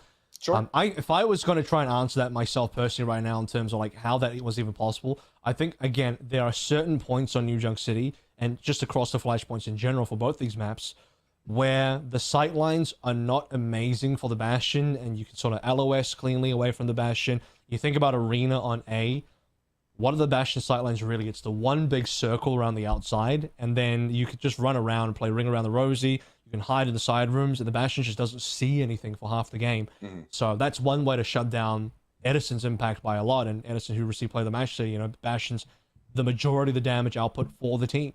And you can see the way the Dallas will play. They play specifically around TPing their Bastion play of Edison around the map to get good angles, and that's how they win the game.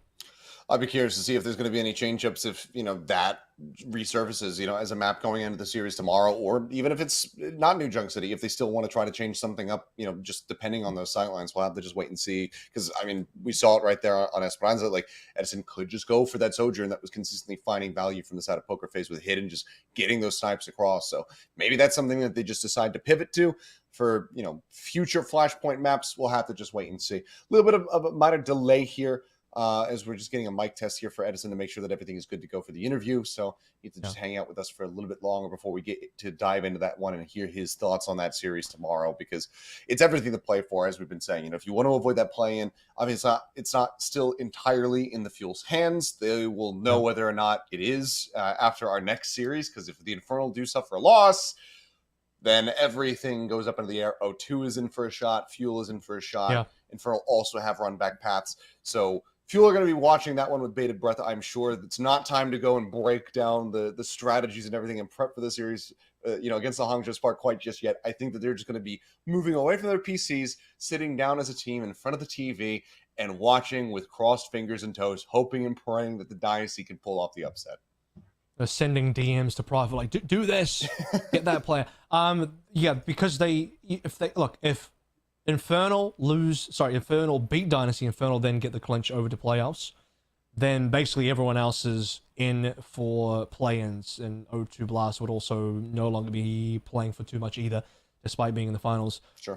Dallas would then have to focus on play-ins. Now, the good news for Dallas in play-ins, if they were to go into play-ins, and that's either because they lose to Spark or whether Infernal qualify instead, they probably are the most favored matchup-wise. I don't think there's another team in there that can really match up, at least in the sort of bash and sim back and forth, regardless of whether you're playing the Jungle Queen or the Orisa in that matchup.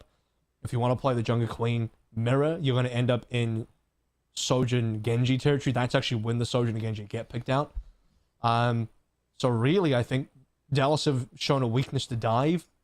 But once Spark are gone, if Spark, and they are gone because they've already clinched, Fuel don't need to they don't need to worry about Spark again until playoffs, where, you know, things will change up again. So Fuel for now can sort of just concentrate on what they're good at, think about their matchups outside of the Spark, if they don't get to go through knockouts anymore for Dallas Fuel.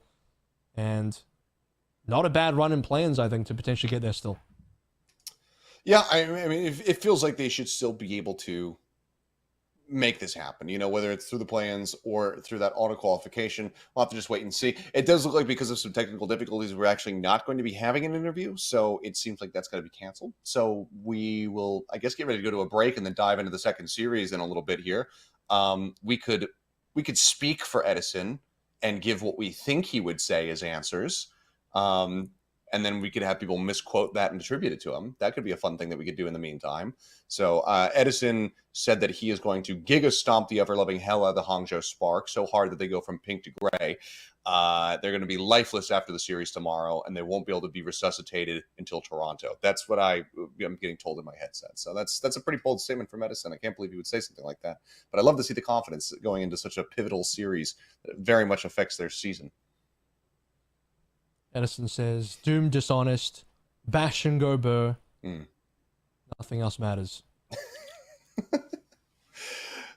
Yeah. Okay. Wait, no. Final checks. We're still in the dark here. Possibly still in there. Yeah. Because the Doom also disrupts the bash gameplay a lot. You think about TP strats, one punch just completely ruins a lot of the mobility around the map, ruins a lot of Harbin's gameplay. It makes sense why that was so effective versus the Fuel. We can almost even start thinking about the other bracket here as well, where, I mean, I'm still really writing this potential storyline, the Cinderella run from O2 Blast. I mean, what a way to end the season, where for the first time Contenders gets integrated with the Overwatch League in an official capacity, not in a preseason tournament, but actually in the regular season as well, with a direct pathway into playoffs, and then for a team from Contenders to actually do it, even though all odds were stacked against them. You know, O2 Blast did not have a good summer regular season, the summer split, because the meta didn't really favor them. They had their whole team pulled apart. Multiple different players went over to multiple different Overwatch League teams worldwide. And then they kind of get gifted into an amazing meta for them in now the playoffs, or rather the knockouts heading into playoffs soon. Maybe O2 Blast can make that run happen as, I think, the all-time best, most high-performing, most decorated Contenders team globally with the most titles. Yeah. We'll have to see if that's going to be the case there for O2. I mean, it would be historic for them to be able to do that. You know, just be that only Contenders team to make their way over into the playoffs here to round out the season. It would be an absolutely incredible story for them. So we'll see if that's going to be the case. We'll see if Dallas Fuel are going to be able to make their way over there as well. Because there's still some stiff competition. Like you said, even if it is the play-ins, it feels like they're going to be favored in that regard, but it can still be rough. Looks like the interview, unfortunately, though, is not going to happen, so we'll just have to go with our misquoted bits there from Edison to satisfy your interview needs. But now we're going to go to a break, and when we come back, we'll get into that second series. It's the good old Bib Bop Brawl, the Dynasty versus the Infernal, so don't go anywhere.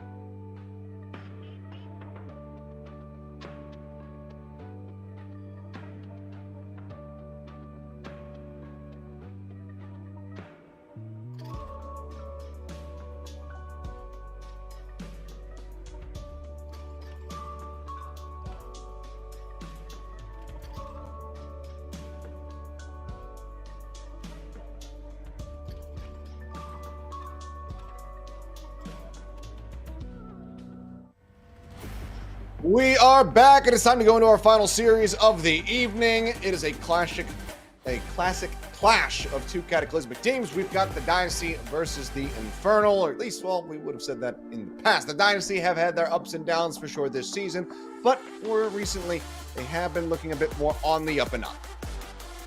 Soul Ball number 2. That's right, baby. I'll look at the Soul Dynasty team first. We got Void in. That answers our big question, which is, what is the tank substitution going to be? We've seen both Balestria play and Void play.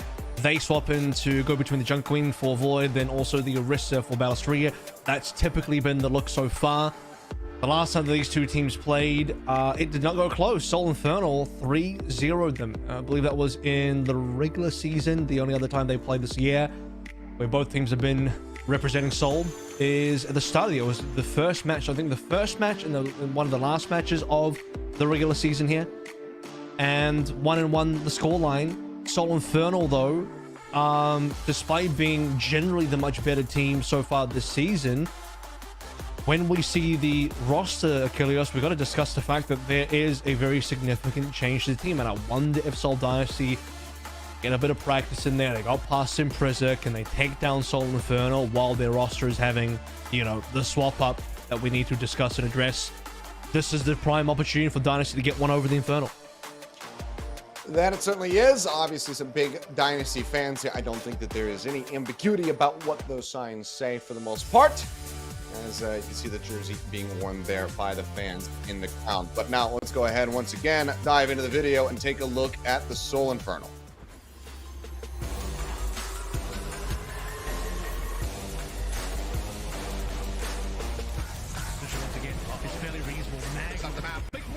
There he goes.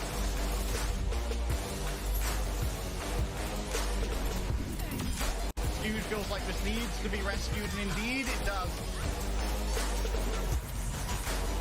Look at how aggressive he's able to get right now. Everybody's dropping.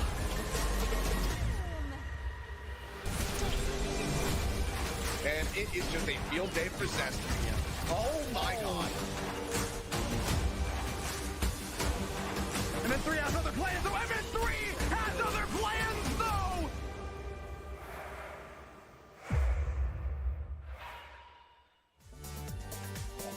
And there they are. Obviously, somebody who's going to be missing from the video is going to be the newest addition here in Hyunjae, being moved up.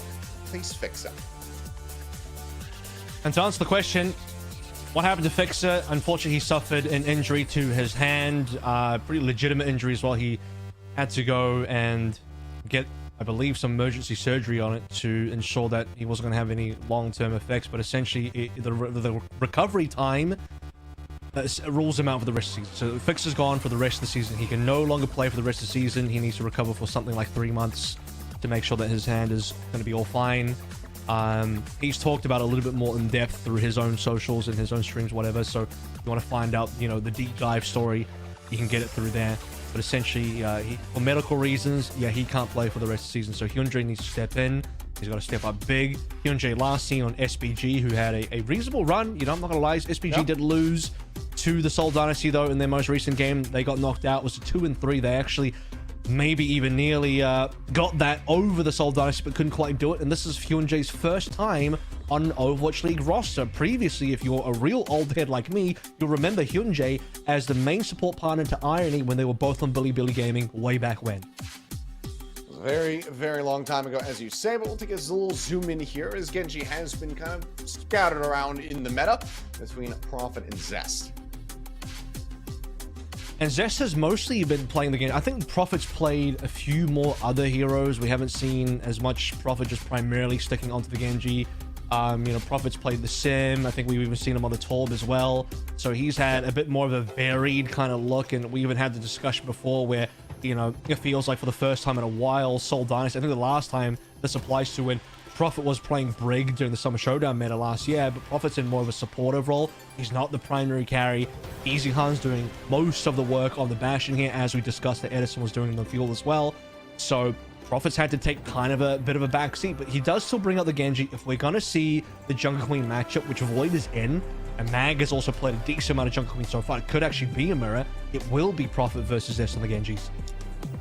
Could come up And Zest, we'll see how he's going to be faring in this one. Like you said, has been playing a lot more of the Genji compared to pretty much anybody else in the region at the moment. But the last time out, it didn't instill too much confidence. Was very much getting punished at every twist and turn. It felt like every single time he was pulling out his Dragon Blade was just shut down instantly. So there's a lot to live up to here as far as the expectations are concerned, because last showing did not instill too much confidence. But we'll have to see, as once again we are going to be on good old Lijiang Tower to begin. Was Mag going to do it? Is he going to pull out the Rhine? I don't mind it. I think the Rhine into the Jungle Queen is actually a really good matchup. But, you know, is Mag going to be the guy to get it done? Possibly. This isn't the London Spitfire. He's going to lock it in. Okay. I mean, you know Void's definitely play the Jungle Queen, so you know you can force a matchup. And precisely what you're going to be getting on the opposite side here is MN3 receiving a bit of pressure. Now just going to be going into that tank form and instantly finds EasyCon. Immortality Kill is going to be set up here as well to try to keep them alive. Prophet eventually will be able to come away with one, but Mag takes him down, and now it's just Void left standing, as well as Krillin just kind of contained here in the back rooms, trying to stay alive as best they possibly can, but eventually they will fall. The cleanup comes through as Zest collects the final two. The cap on the point can come in. Really good opening pick there from MN3, getting Easy Hunt down. I didn't even know that was the opening pick, but it was the most important kill. You win the Bastion trade, you saw the Bastion on your side, you're heavily out-damaging on the team here. With Mag holding up shield, I mean, this is part of the reason why the Rhine is good in this matchup. You can just defend your Bastion behind a shield where the other team can't. However, Hyunjae, our newest member of the Infernal, does get picked. Yeah, found a nice kill at the beginning of the last fight. Does get taken down here first and foremost. That's as well now going to fall as EasyCon gets a revenge, takes him out. This gives Krillin some much-needed opportunity to try to build up towards that window here. But now, Pop comes in. Skew, look at this, set the pace. Look at the try to turn the tides of this fight. And so far, it is working a treat. As Vinham was also going to be taken down to the back end of the fight.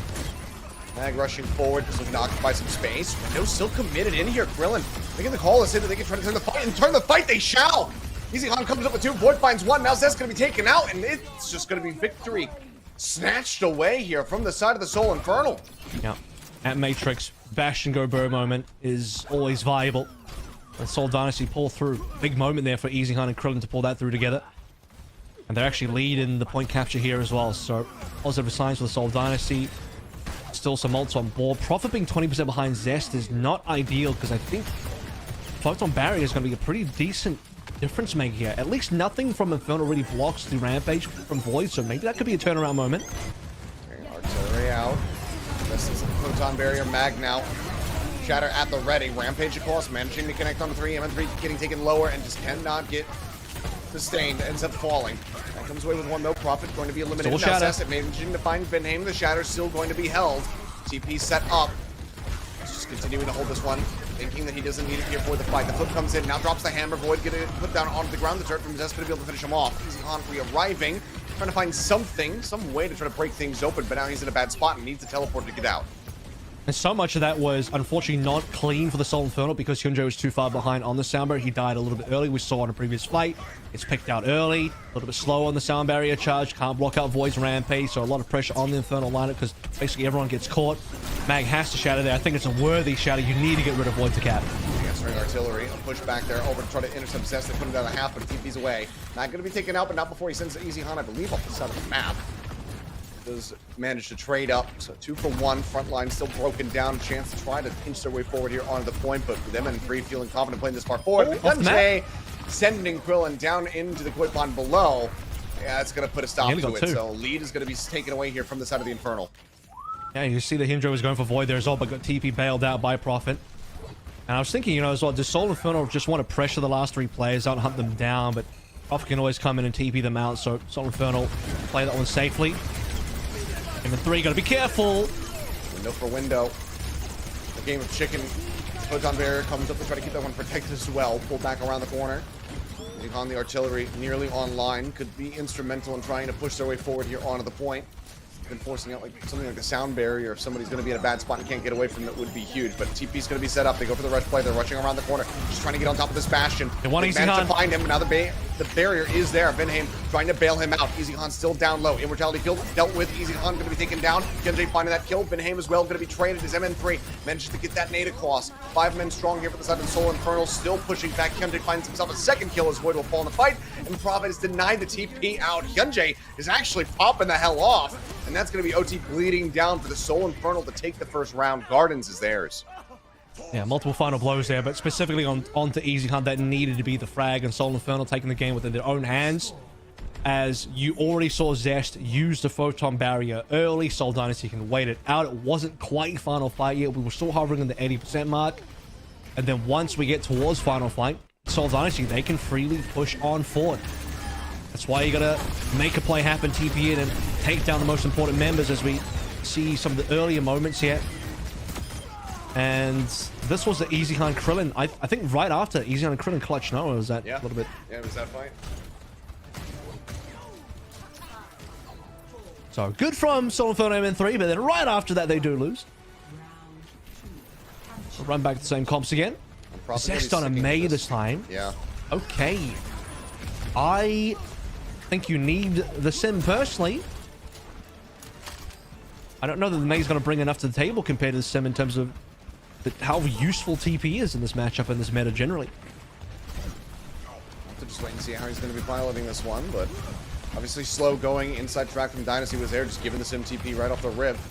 Infernal didn't opt in to try to have somebody go for a swap, just given that the May itself is quite slow and Kenta going to be taken down. Easy on. We'll get a bit of revenge there. The nade bouncing forward, catching Lucio and giving Vinheim a chance at a bit of a lead now as they go pushing up. Off it down to 75. Still sets up for the TP play and has them corralled into the side room, and this is a really rough spot to be in here for the side of the Infernal. Magno taking that dash across, charging his way out to safety. It's like the punish is not going to be found. I mean, how do Infernal enter this? It's not like they can just make an aggressive play with the TP because they lack that. They also can't contest the mobility of Soul Dynasty, where Dynasty can just go to the high ground as they are now. Far behind on roll thumbs except for the window, but Soul Dynasty, they don't have to face the window. They can just play at different angles instead. Oh, MN3 reading the flank though. Gets the catch, falls in. And Zest off on the flank there at stairs, managing to find the shot. They take down Easy Hunt. Now Krillin's going to be eliminated as well. Decent opportunity now for the flip here for the side of the Soul Infernal to get themselves on board. 9% built up, made going to be going wide, but MN3 just 12% away from that artillery now, and the Blizzard's online. How would Dynasty so split though? Like, you could, Easy Hunt seemed to be on an island for some reason. Like, really, I would have expected Soul Dynasty to stack a little bit harder there, because you have to put full effort into pocketing Easy Hunt. Photon Barrier in, TP set up here for the high ground. Easy Hunt spamming away, Immortality Field set up for him as Prophet, going to be able to collect 2 kills, but now Mag and MN3 answering back with 1 apiece. Artillery onto the point, looking for the hunt, looking for the chase. Prophet again, TPing himself now up on the high ground to try to stay alive. And Mag is going to be forced back. Only 24% was built up here onto the point. Scoot is going to fall. Mag taken down. Stun Barrier was used a bit aggressively here for the side of the Soul Dynasty to really confirm the fight victory, but they've already been in control and now move up past 50. Now Zest comes through from the swap. Yeah, Soul Infernal just realized it should have been obvious, but you need the Sim here. The May does not bring enough to the table. You're getting out-rotated. You're getting out, you know, moved mobility-wise through the entire map. The only thing that's been going okay for Soul Infernal is that MN3 has actually killed Easy Gun a couple of times, and MN3 continue getting these first bloods. Going to be taken down, but look at that artillery fire. Just setting it up, I believe, on the high ground, or maybe just below when they drop down onto the point itself. Either way, easy cleanup for Easy Han as he comes away with 3 of those eliminations, and it looks like we're going to be going the distance with Night Market on the horizon, because Dynasty are now in final fight territory, and Mag is still waiting to respawn. I think Void probably could have saved the Rampage there and just delayed the Soul Infernal death slightly longer, stagger them out. Want to min-max that, but also having the extra ultimate for the final fight. It's not quite over yet because Shatter is free here, catches 2. They can't get the kill, so yeah, can they? 2, and they managed to find him in the end. Okay, MN3 and Zest. All right. Get on top of them. They find those eliminations. The flip is there. In control for the time being, and Zest just finished the job here, taking down Easy Hunt. So an extended team kill. It's out on their own Bastion, but now in control, but they need to hold it all the way up to 100. That's the other thing about this matchup between Ryan and Junkoin is the Shatters will give you almost guaranteed value, nothing to block the Shatter at all, unless the Photon Barrier from Prophet is available, which it will be very soon, and that's a powerful way to get yourself back on the point. It's going to be hard for the Soul Infernal to deal with. What a Shatter block that He's got it. Krillin's got a window as well. The back away, MN3 gets himself into a safe position. The pin comes through. Mag finding Prophet. Photon Barrier committed to the fight. Now the window going to be coming through as well. Scoot nearly ripped to shreds, managing to break line of sight and stay alive, hiding back behind that screen. Answering Photon Barrier now out from Zest as well. But yeah, I mean, nothing was found off the back of the window. Easy Hunt just could not get a position. That's a disaster for Soul. They had all the advantage. They had the Photon Barrier, window Bastion. into turret mode, and they just couldn't find any targets. Oh, Seoul Dynasty letting the game slip through their fingers a little bit. Very well may have. Windows set up. MN3 has to back up a little bit more to try to play into that one, and does delay the Dynasty. Gets the Infernal back up now to 90%. Looking to steal this one away. Beat at the ready here from Vidheim. Void 30% away. Maybe from just having tempo that beat. ult online, but Void is just going to take it down. Void! MN3 finds him. The beat is way too late from Vidheim to try to save him. Krillin now in the line of fire. Immortality field cannot be cleared out here by MN3 up onto the high ground. Still looks for a little bit more. Krillin finding one. Gets taken down by MN3, but EasyCon also finds Hyunjin, so it's supportless right now from the Soul Infernal. Mag, another shatter, just 14% away. Can he somehow build this one up, or will he get pressured out? Looks like it's going to be the latter. TP up onto the high ground for the escape. The flip coming back through here for the side of the Dynasty. OT forced out, but now somebody needs to go for the touch. Artillery looks to clear the way. Hyunjin goes forward, gets that tag in. Prophet over onto the Genji, though. Helps kill off MN3, who dies to his own nade. Mag back down on the low ground. Mag needs a shatter. Full stun. That is still it's to the over. point! No one goes there. They're 4 alive, unfortunately, but no one got there. Oh, dear. There was a shot, even 4v5. Like I said, man, That the shatters shatter are coming free. Hyunjae sound barrier. I could see the Soul Infernal pulling it through in Dynasty. To be honest with you, Dynasty probably should have won the round anyway, but man, they had a couple of tragic moments there where they just couldn't connect. Damage from EasyCon, the windows wasn't getting them value. Void somehow just dying right before the sound barrier. You know, I was thinking the whole time, like, this should be a tempo beat fight. Vindime was thinking about it as well. Probably just thought a little bit too long because Void melts before his eyes. 4-man beat. At least keeps the Soul Dynasty still in long enough that Void comes back on a Doom. And Mag just couldn't build the shatter in time, and Soul Infernal didn't end up touching. Well, we'll see if they're going to be able to shake that disappointing finish of the round off. Focused up and back into this one. Okay, very aggressive TP forward. Good push to the side, though. MN3 bounce, breaking that line of sight, and now Dynasty have the inside track to the point itself. Big disconnect, just not allowing them to find value off of that execution. It's not the worst thing in the world to be the team coming through the front main. Oh, they just got a team straight to the back. Did somebody get booped? No, they're fine. In the back with Vindime caught? Oh, in a really bad spot. While riding his way out, jumps up, opens up the fire strike, and somehow stays alive. Crisp movement there from him. Look at Skew's ult. And also has a big advantage over top of Hyunjae as far as the ult is concerned. Void, however, overstepping. The TP was cleared out very swiftly, and he just gets stranded. Offered up here to the members of the Infernal. Vidheim desperately trying to make something happen, trying to find a move off the center of the map, but instead he's just going to be met with a hammer to the face. Gets taken down. And it's a fairly fast flip here into the Infernal's favor. Yeah, they must have broken the TP early because only half the team ended up going through the TP. The insta-focus. And that's tragic for the Dynasty. So, really cheap fight for the Infernal because in normal circumstances, Skewed would have had the ult to get that fight win. And he had Window up and ready well before Krillin. Now, they'll have it at the same time, but that's still decent for Infernal. They get to have at least equal ultimates. Mag can also always hold shield at least for a while before it gets broken. Okay, window for window with Prophet taken down. MN3 tucks away behind the wall for a brief moment, sends out the nade, just trying to get the last little vestige of value. Is artillery for artillery going to be committed? Looks like MN3 may be giving his life for the cause here, but actually, no, it's not going to get touched by any of those shots. Nor will anybody on the side of the Inferno successfully just piloting away from that one. They once again get themselves into the back of the point. Just gonna ult. That's like for my Dynasty gameplay. Oh, yeah, I mean, Prophet going Genji early. This is going to impact their ability to get around them, especially for Void as well. You need mobility to get the Junker Queen in. Because you don't get to just sit there eating damage like a Ryan can just hold up a shield. It's very different for Mag. Now, can they do enough with this one sound bet where Hyunjae matches? They have to wait out the wall. They can't even fight this yet. Just have to wait. Just have to play this one patiently, but time is dwindling. Infernal are getting closer and closer. 25% away from the win now. Vindine cannot get shattered. He has to save whoever shattered with the speed. Yep. Oh, there it is. Mortality field sent out. Mag actually sent to the grave. Void with the axe gets a 2-for-1 special. Zest gets taken down as well. Now they rush right back into the remaining members of the Infernal. They clean him up.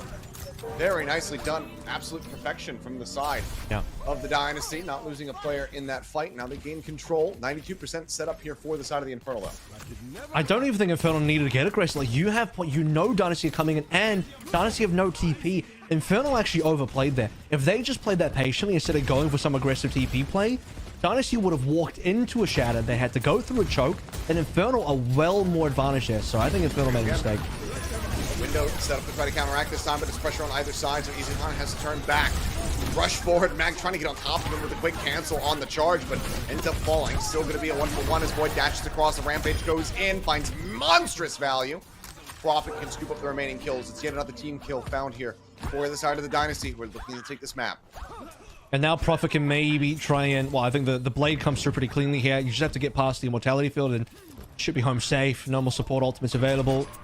Nothing to really contest you. Infernal, no ultimates. Now, Infernal got time to build some ultimates. Prophet actually nearly got tapped there. That would have been really bad. That could have been map right then if Prophet dies, so he has to be really careful. It's EasyHunt looking for a flattener. He's just trying to find a safe place to barrage down this artillery. Artillery with the Blade just to try to really cause some chaos. M3's going to end up falling with Vinheim is the cause on the opposite side, but EasyHunt joining, managing to find Zest. Prophet now going to be gone, but skewed. It's taken down as well. 3 members still strong, a support alive in the mix here for the side of the Dynasty with Vinheim joining.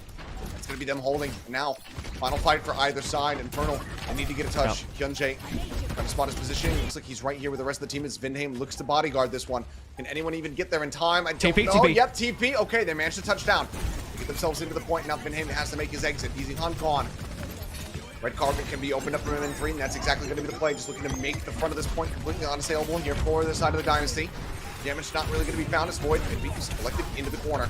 Around the backside goes Prophet, looking to apply some flank pressure, being dealt with there by Hyunjae, just trying to keep him honest. Void low. Mortality field going to be taken care of. Void going to be taken down. Hyunjae under fire, dead. EasyHunt comes away with the elimination. Right now, this fight is anybody's.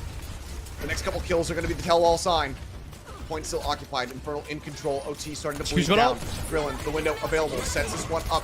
Today rush in from skewed. Krillin going to be taken down. MN3 is looking to find the eliminations. The Deflection's already been used by Prophet. He's low on HP. He's got no way to get himself into the point. And MN3 clicks another one. EasyHunt's going to be taken down. Void pushed off the point. They cannot jump back in fast enough. A fantastic charge there from the side of Mag. And a confirm on the map win for the side of the Infernal. And Hyunjae's first map win on the Infernal as well. As to remind everybody of the stakes for this match, if Infernal win by any measure, if they simply beat the Dynasty, they get the qualification. That's it. No ifs, buts, nothing else. Dallas gets dropped into play-ins. Dynasty, well, they already get dropped into play-ins. O2 Blast, they're just playing for funsies tomorrow.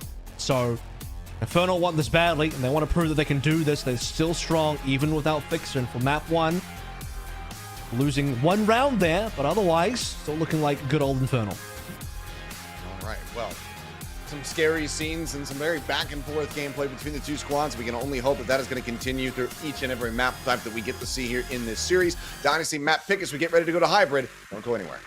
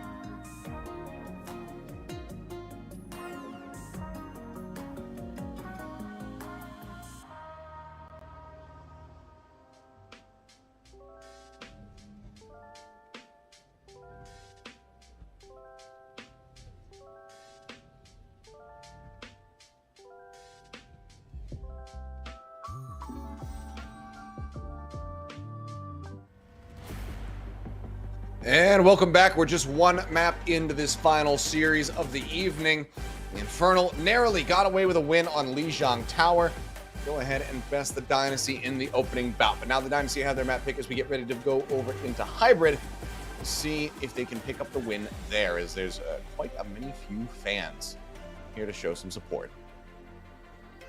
I see the Infernal banner down bottom as well.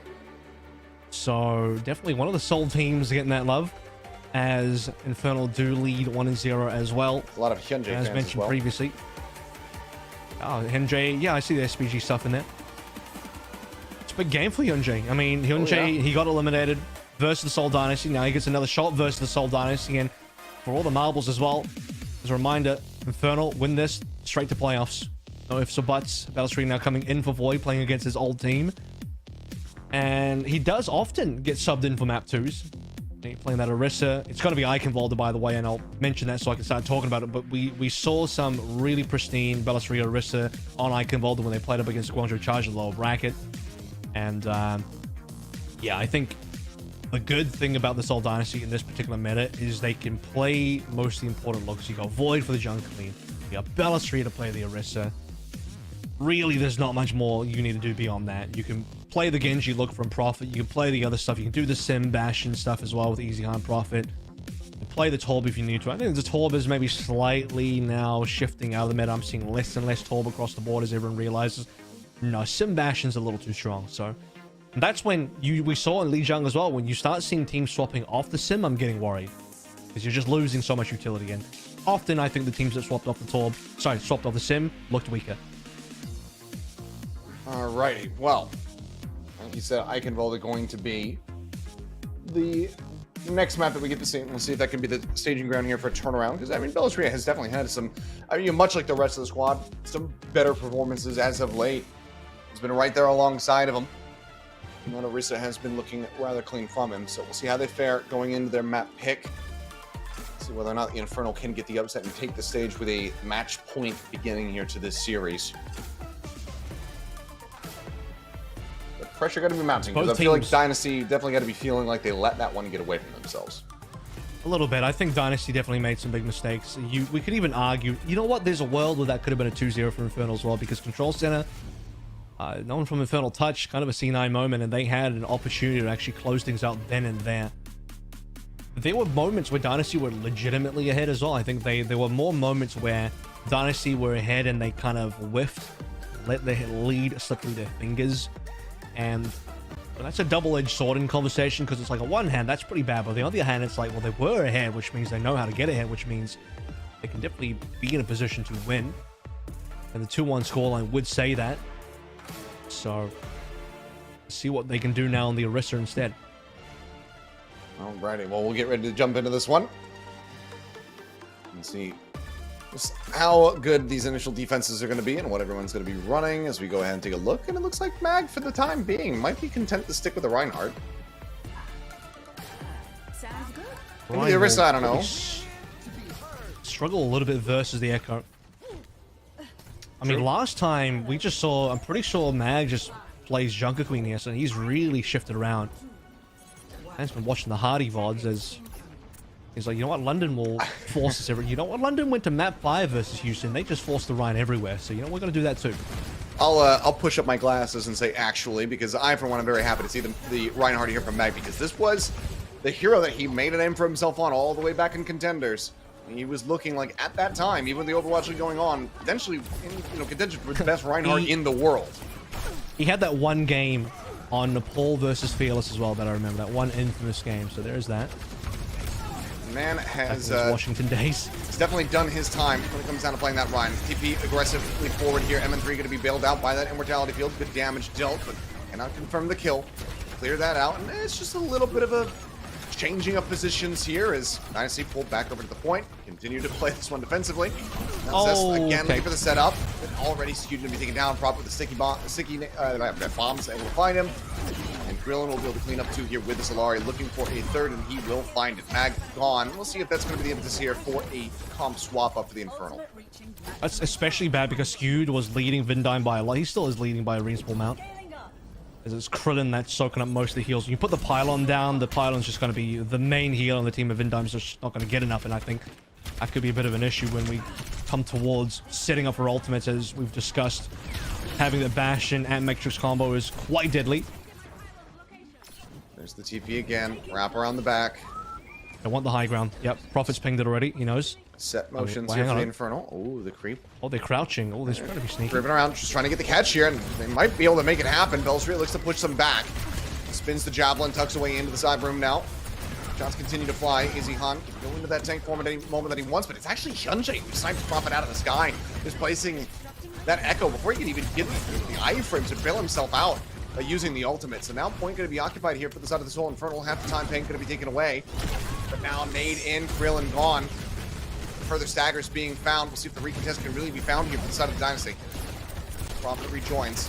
Can look to reinforce. Goes for that. Grabs the Reinhardt. So far, it's just going to be shield raised. Fire strike across. We'll get him up to 37%. Mag swinging the hammer. Looking to force them back. Terror Surge going to be pulled in to find the kill, but that still goes down. Easy on. Able to set that one up. Gets the elimination. The corner, looking for that quick little 90-degree shatter. Prophet with a smile on his face, realizing that he does not have it, but still has bought space for the rest of the team. Down very committed in by Hyunjae, but already MN3 is gone. Belstreet is just pushing up the mag space, taking him down. Second tick is established. They got up to 90%. It's not going to be the cap, and now it's going to be a minute and 15 seconds remaining. And this is why you have Belstreet on the Orisa. It is a very strong force and holding its ground. Belstreet hasn't died yet. Prophet also copying the second tank. He saved, I think he got that copy in as he was about to die. I saw Prophet's HP go really, really far down. Dynasty just stays strong. It's been difficult for Soul Infernal to really establish ground across the map, even with the TP plays. It's time for Skewed to be able to pop the Zap Matrix Snap, but they need an angle to deploy this so that MN3 can get the damage done.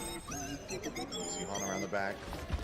On the hunt, artillery dropped in, Skewed taken out, immortality field. He was really forced out of it. Yep, that is not good. It's also not the first time that has happened to him.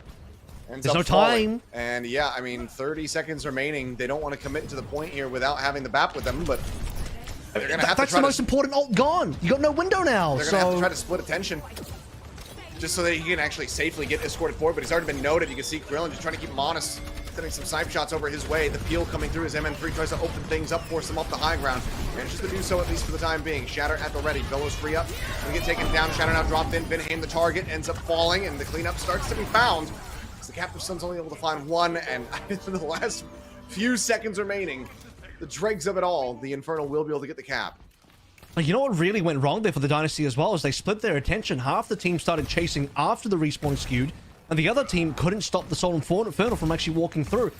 And there's a world there where part of me thinks that you just ignore Skewed. Yeah, he's got a window, but it's not a really powerful window unless MN3 is able to use it. You just have to stop the Soul Infernal from linking up with another TP. Zest is the key member that you have to shut down and put the 5v4 into action. Don't allow the Soul Infernal to get out of choke.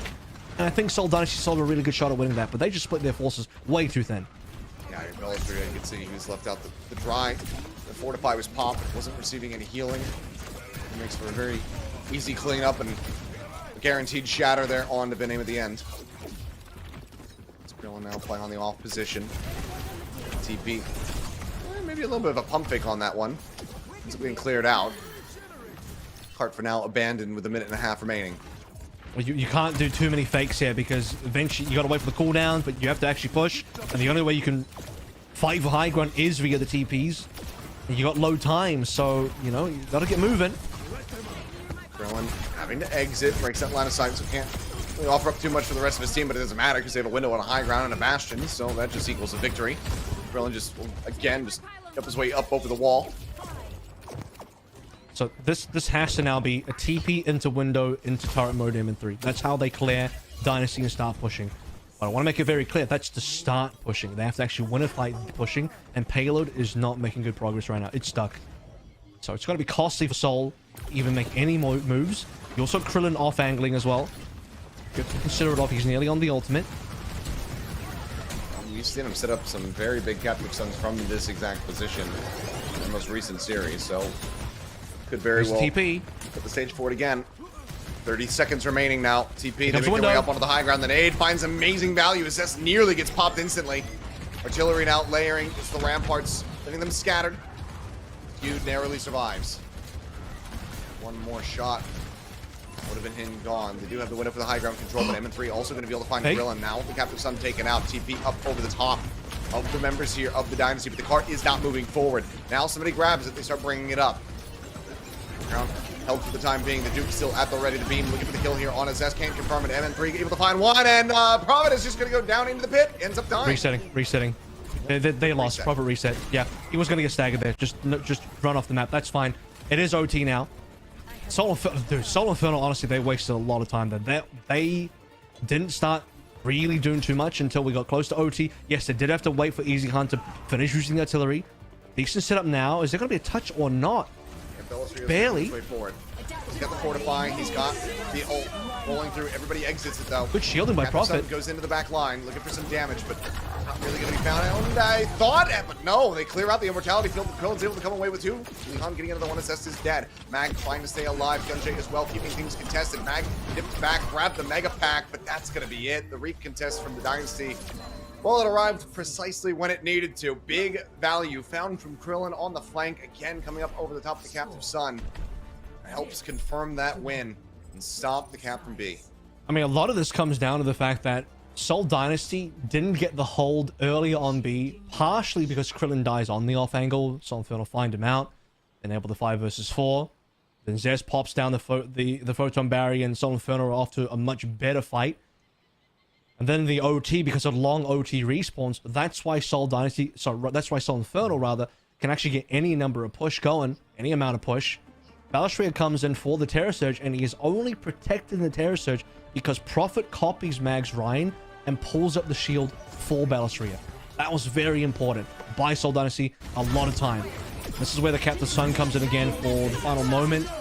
Sound barriers you see is already coming through. The Captive Sun is great to use up against a team that's relying on window as well. And now you just break the lamp, and suddenly both the members using that window, they get popped. Prophet to the rescue to really help take out that immortality field at the very end. Let's confirm the kills, and Dynasty get the successful hold. So now it's all on Infernal, who are still going to be sticking with the same look. But I'd say that Zest again moving back over onto the May. Well, they need to do a very good job of holding chokes, but even then, I think if you're Prophet, you TP past. No M3's nade set up there to help them get 3% ult charge, maybe. Hope it lands. Wall anybody off if they're just going to be collectively teleporting into your back line. Zest needs to play this very intelligently. Find value. It certainly means Infernal can't get aggressive in terms of rushing down the Soul Dynasty because they lack the mobility to do so without the TPs. So they have to play very reactionary here. Now Immortality Field out early. Prophet taking care of that. Another TP setup. Takes himself up on the high ground. Little minor flank setup as Easy Han now goes into the turret form. Looks for a target. Zest going down low. Goes into the ice block. Pops right back out. Prophet's able to deal with him. Down a member. The first hit coming through. Dynasty looking strong here on the point. Now how do you recontest? You can't really afford to wait for Zest, so you either go or you don't. Surrender. And they're not going to go. It's as easy as that. You look at how the Soul Infernal have to move around. You cannot contest. This is why the Maze a throw pick, in my opinion. You can't contest the TPs. Soul Dynasty instantly have a TP set up for Easy Hunt. He now off angles. Soul Infernal have to run because they can't contest the Bastion. Zest pops his Ice Block because he's under threat, and he dies as soon as the Ice Block is done. That's it. That's how you lose the point.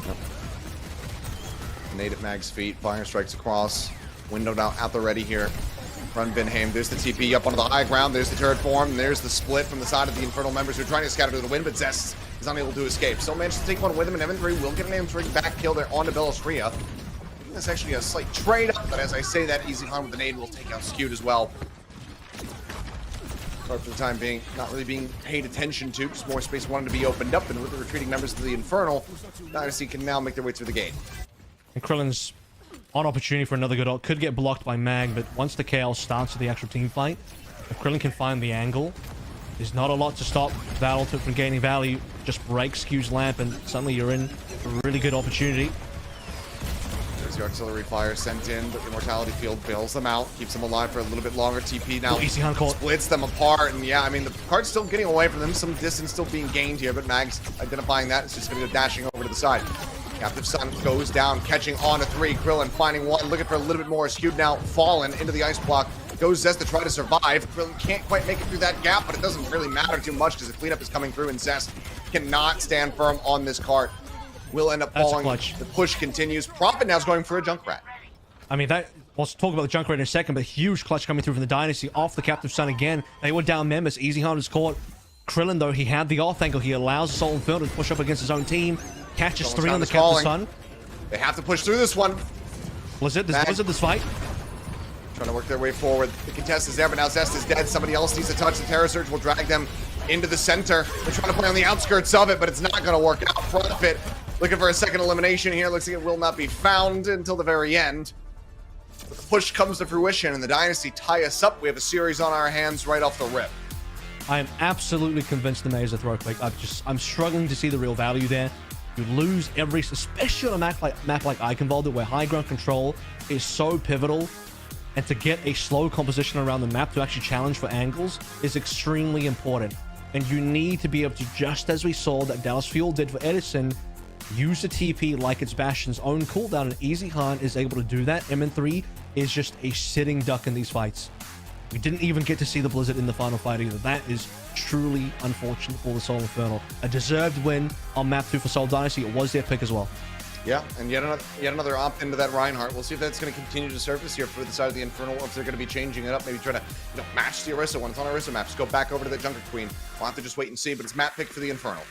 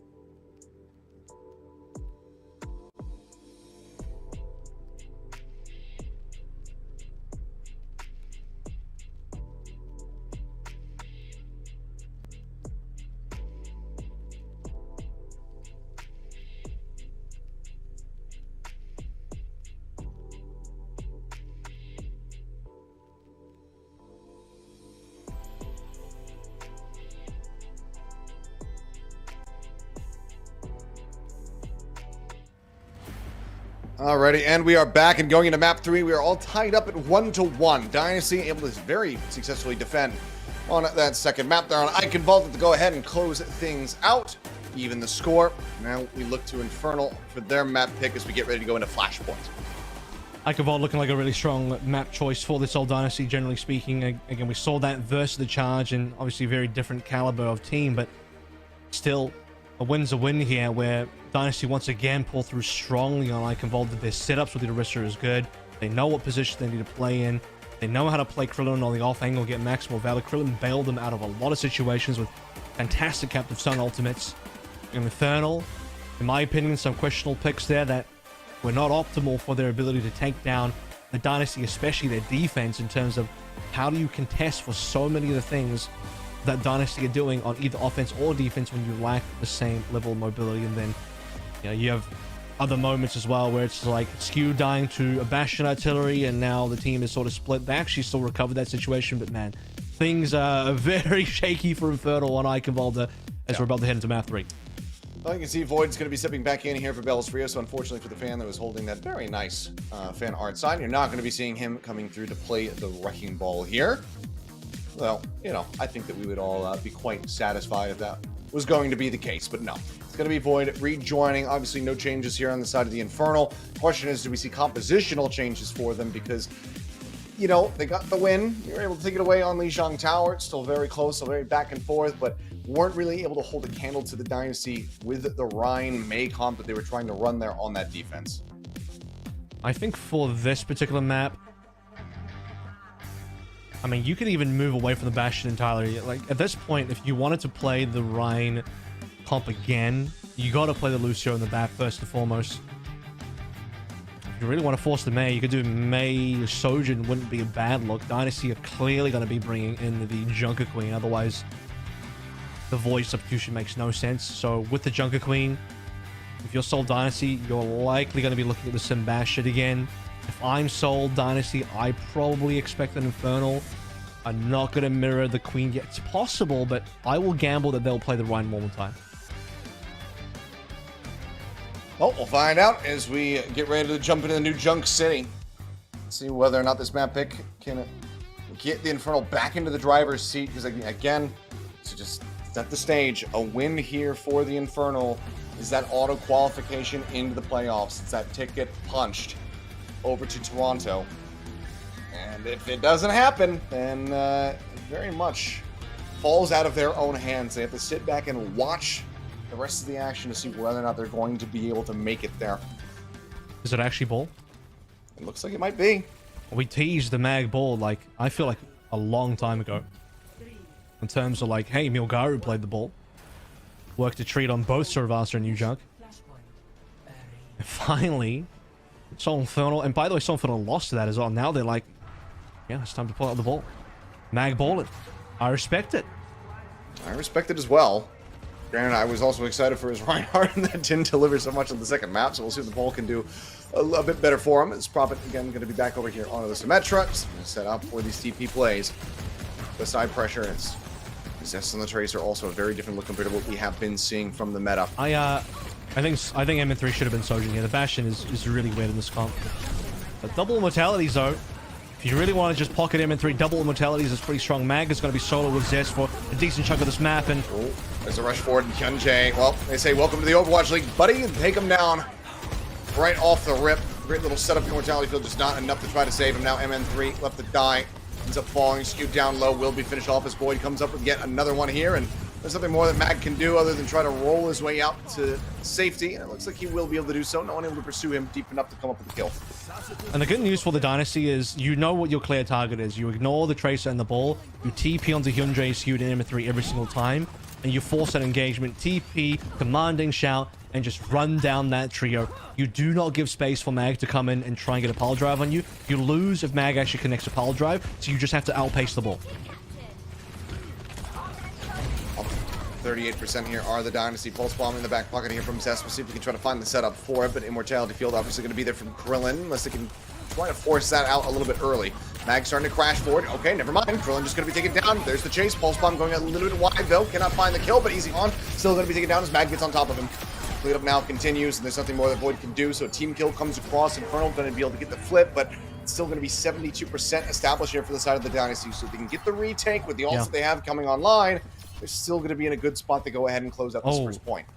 You see that Inferno actually want to fight outside. They're trying to catch Seoul Dynasty on the rotation to see if they can just get an engagement outdoors instead, which is actually preferable. Mag is going to at least... They forced the cooldown. That's Immo gone. Okay. That's a W for Infernal. But TP into the point. Artillery coming across. Flip nearly there. Mag barely touches in time. Now the Continuing Rush going to be on the back end, and Easy Han going to be taken down. Hyunjae able to find the first one. Mag down to about half HP. That's shielding, helping him stay in this one as the Photon Barrier is going to be called in here from Prophet. Still looking to try to turn the tides of this fight. Immortality Field taken away now from the side of the Infernal. MN3 under fire. Rampage across. Managing to find him. Prophet scoops up the kill in the back of the Anti. Mag as well. Still going to be purpled up. It supports Zest alive. Infernal now in control. The Minefield finds Prophet. And the lead is now established here for the side of the Infernal. Zest on the hunt, looking for Krillin, finds him into the corner, just dashing around, trying to go ahead and confirm the kill here on this Baptiste, but he's still playing quite elusively, hugging in behind Void, but eventually he gets a line of sight and manages to take him down. Pulse bomb lobbed in, kill not found. Vindam takes out Mag, 99% here from the side of the Infernal. Dynasty trying to turn this fight around, but Easy Han's so very low. Points going to be cleared out, however, Zest does die. Now in control are the Dynasty, they might just be able to rug pull the Infernal. I mean, Void is carrying this right now because Infernal just cannot kill Void. They can kill other members to get Easy Han down. Seoul Dynasty still waiting for Vindime on the sound barrier. They can play this 4v5. Easy Han can still make it back. He might have to swap. He is Soldier much faster. Can you delay long enough? Vindime can, again, stall this one a little bit longer still. Beat available. Looks to drop it. Prophet instantly dead. Dealt with. Hyunjae still under fire as well. Will end up falling as Krillin claims the kill. It's going to be a 1-for-1 a DPS for support, but now they look to double up, and MN3 will get taken down as well. Back in control here are the Infernal, but Dynasty look to hold firm. Krillin traded. Zest coming away with the one. Zune Rush now in. Skewed looking to really seal the deal here on this point, and Mag is going off. Finds two. Pile driver in. Easy Han dead. Skewed dead on the back end of that fight, but now Void down to a sliver of HP. Will be finished off as Mag comes up with a third, and this Soul Infernal managed to get the first flashpoint. Kitsune Rush rolled out means ball go faster.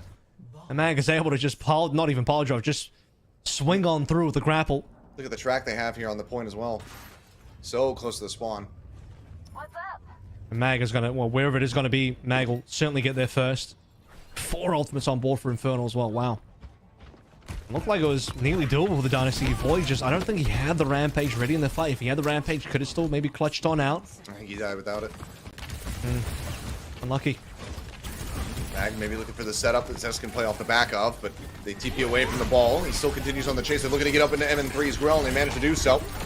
Find him, Skewed as well, dead. Hyunjae breaking line of sight, just pulling away, trying to survive, but then swings back around the opposite side, only to die to Prophet's turret. So, despite having that inside track, the first arrival here onto the point, this Infernal unable to win the opening fight. Dynasty once again going to be asserting dominance and getting themselves settled. Strange, man. I thought, you know, with Infernal's clear ult advantage, I thought they could do a lot more in that situation. They never ended up getting their window set up down. Krillin, Easy Han dead. Easy Han, tons of damage there. What is... MN3 and the Soul Infernal looking to Zest, obviously on the flank here. So start things out with the artillery. Can't imagine Seoul Dynasty will lose anybody to this. They have plenty of mobility, and Photon Barrier will be a carry in this fight as well. Mag trying to get the setup, trying to pile drive them to keep them in that artillery fire. Is unable to do so, but Void is just right out into the open, playing into the window. Yeah, he just gets absolutely bodied. Set himself up for failure. Ends up falling. MN3 trying to figure out where his attention needs to be paid to. And Zest gets taken out by Krillin, playing here in the back flank. Point still held here for the side of the Dynasty. You look to equalize things here on this sub-map. There's a beat. Not going to get Ajax, but Haim safely enough manages to reach the floor. Gets the shielding out across onto his teammates. Prophet will get taken out. Skewed able to find that elimination. Mag still alive, still in the mix, but MN3 going to get crushed. Look for a little bit more. The counter flip coming back through. Only 25% established. Infernal now with the contest, trying to keep themselves in this one. The leap up onto the high ground. Hyunjae just sliding down off the wall, unable to escape, ends up falling, but now Zest does come away with Easy Han, eliminating quite a bit of that damage. Now Krillin going to be dealt with as well as Zest comes up with the second one. Skewed taken out of the fight, however, it means there's no supports, but the Rampage is going to be a complete and utter whiff. Nothing found, so no supports might not matter too much. The pile driver comes in, the minefield is dropped. Looking to try to keep the space occupied. Zest sends out the pulse bomb, finds nothing. Prophet is a mine again, as is Vinheim. Brothers in arms. dying here as Mag looks for even more. The kill taken away by MN3 before the pile driver can come through, but the Soul Inferno will once again take the lead here on this point. A last-second contest available for the Dynasty. I just end the utter chaos of it. Mag thrives, drops the minefield down, just boops everyone into mines. As a Soul Infernal, they just stay in it. Kitsune Rush. Also, we've been doing some damage. Easy Hunt's trying to try and open things for the Soul Dynasty. Voids now swapped over towards the Doom. Mag's dead. Make a quick mag down is huge, though. That's monstrous, because now Skewed gonna get dropped as well. The flip is back into their favor now. And the Dynasty, despite looking like they were gonna be down and out, might just have a way to go ahead and take this round out from underneath of the Infernal. MN3 comes up with the second one, but he's not gonna be able to commit that artillery to the fight. Ends up falling. Easy Hunt finding the elimination for the counter flip. Getting ready to come through. They're not playing the point. The flip is there. It's the Infernals now to hold. Gunjay going to be taken down. 2 members still gone here on the side of the Infernal Dynasty. There's looking to rejoin. Benheim, the beat nearly online. The flip once again into their hands. The OT starting to fall. Punch used. Mag forced away for the time being. They have plenty of ways to try to extend this one, as now the artillery can come through from MN3 as he finally values. Looks like the answer is going to be no. Mag going to be stunned up, pushed to the wall for a brief moment there by the Doomfist, but the kill cannot be found. But Zest still falling. Easy Hunt able to find it, and that's going to be the flashpoint taken away here by the Dynasty. Yeah, even without the MX coming through, the damage up from Easy Hunt's enough. 3 kills, but the first 1 and 2 were very important. Zest that gets taken down, and unless Mag initiates the touch next, there's no more touching coming through from the Soul Inferno. Hyunjae now over towards not quite the Mora. He's just swapping spawns, never mind. I got baited there for a slight second. Soul Dynasty first on the point. Don't mind the Doom swap. I think the Junker Queen was kind of getting bullied around slightly. So Void's going to show another look here. As I didn't expect we were going to be casting full dive versus dive today on New Junk City, but this is where the Soul Balls landed us. And yet the Bastions are still in. We're going to wish Easy Han, the ult nearly online. Punch charged up, gets the knock away there. Onto MN3, just looking to keep him at arm's length and stop him from getting on top of the rest of the team as Mag just goes crashing around the backside, but with that Bastion in his line of fire, he just cannot escape, actually. Ends up getting taken down, and that should set the stage for yet another cap initially here from the side of the Dynasty.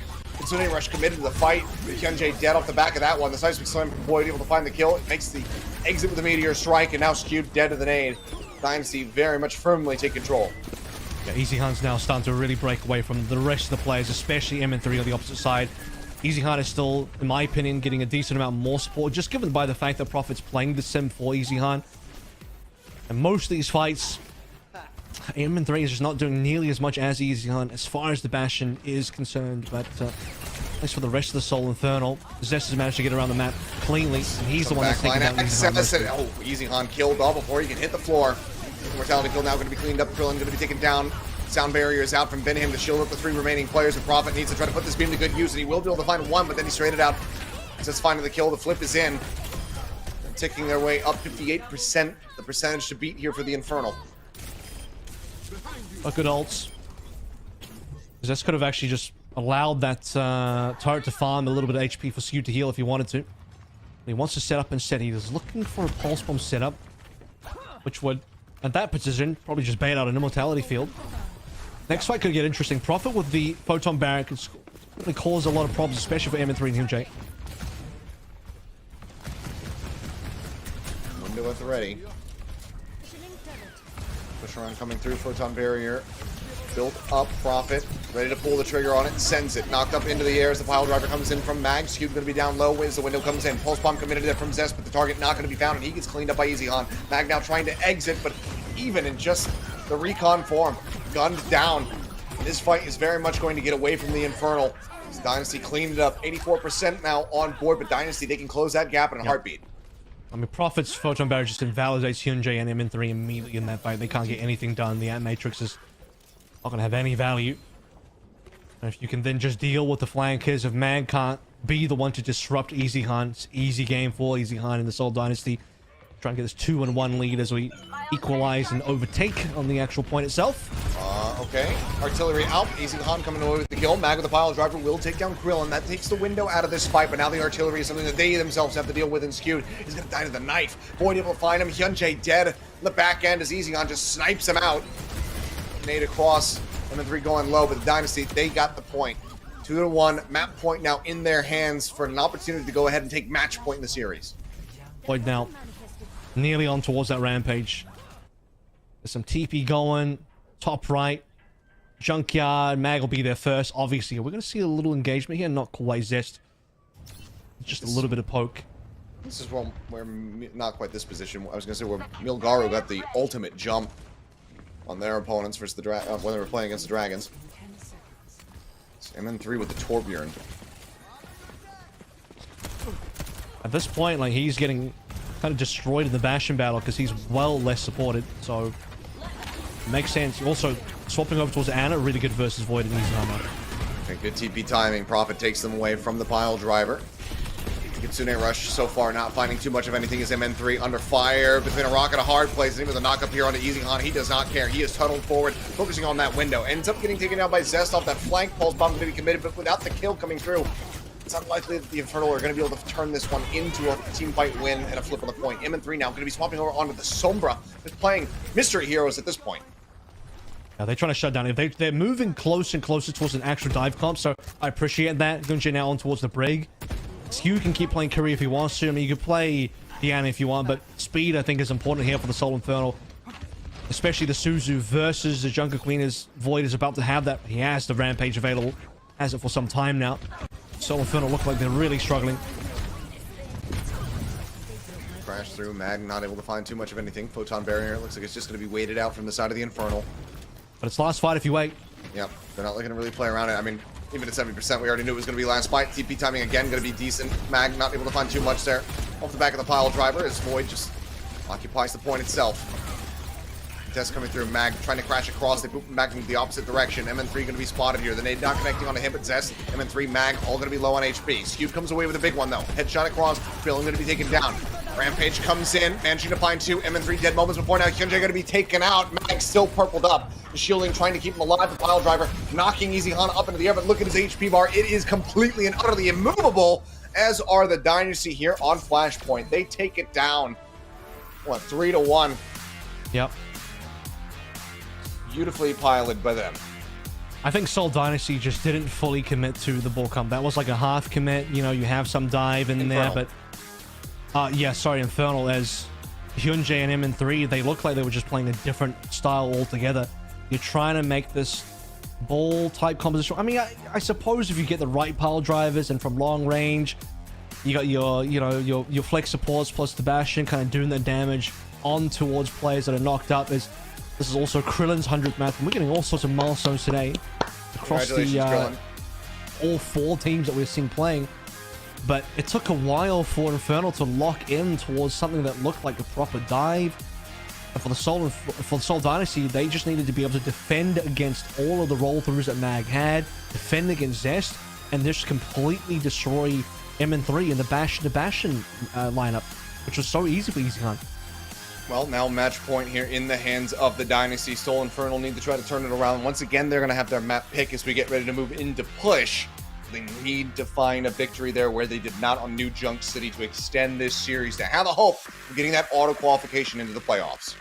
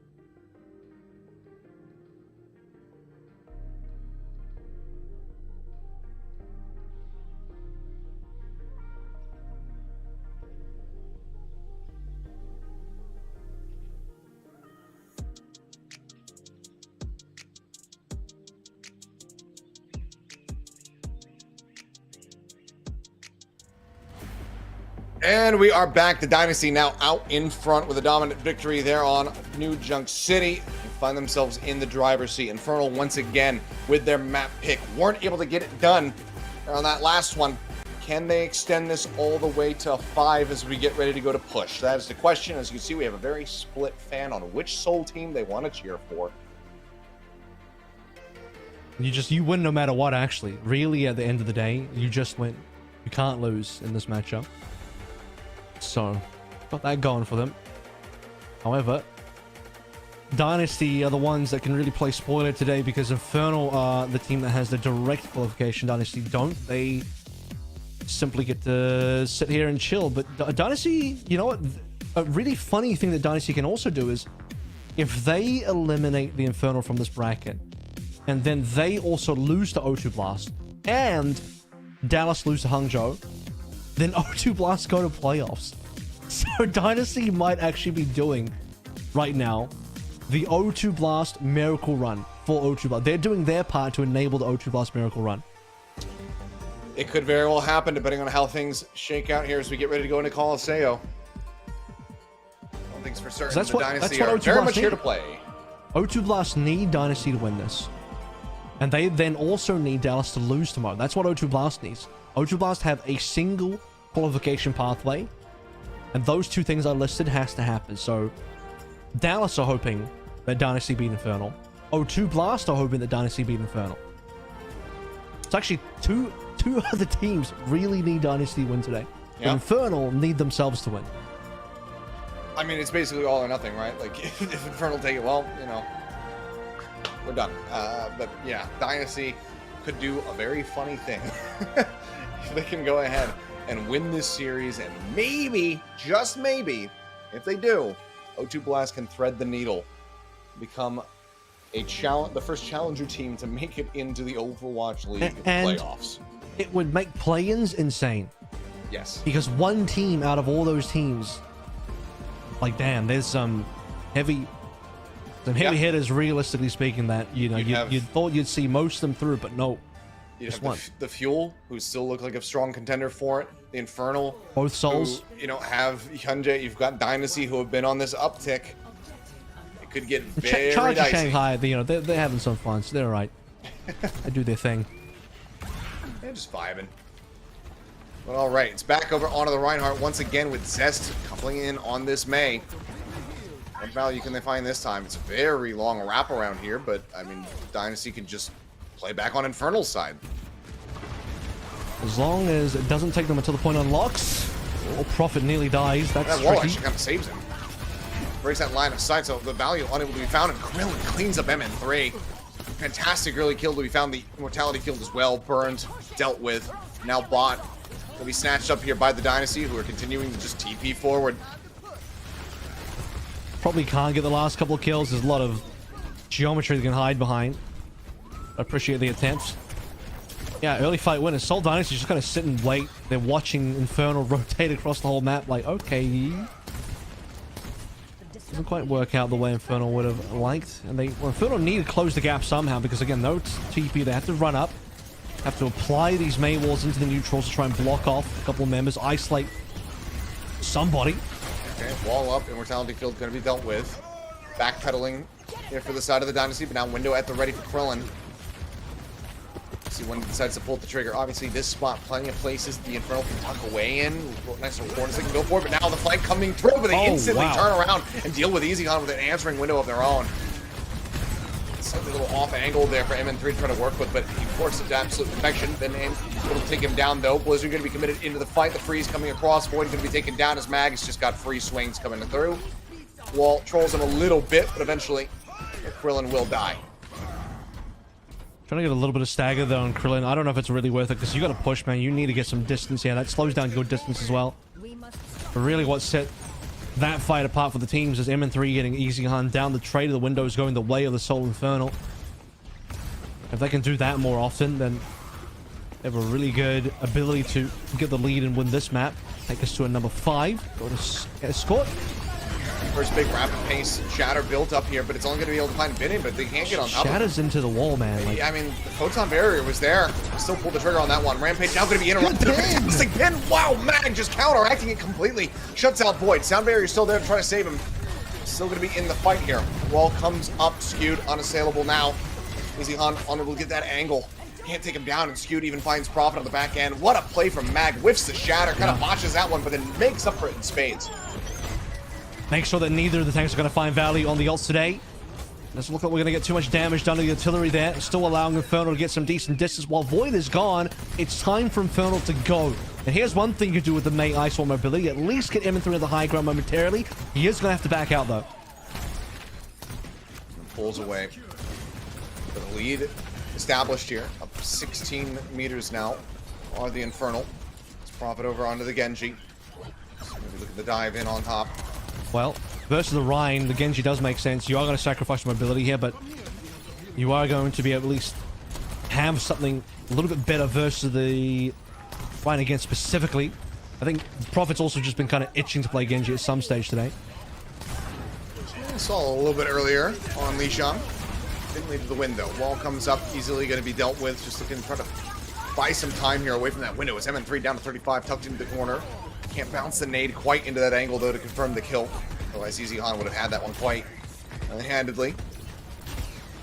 Looking for Blizzard opportunity. Shots across. Void still low. Wall in, trying to lock them into this Blizzard. Looks like Void makes his way out of it. Easy Han, however, going to be trapped. Mortality Guild not going to be nearly enough to try to save him. That gets taken out. Krillin going to be able to find MN3, but looks like that might be the only elimination they get in this fight. The cleanup continues. The bot again going to be pushing forward here for the side of the Soul Infernal. Something looking much better now for the Soul Infernal.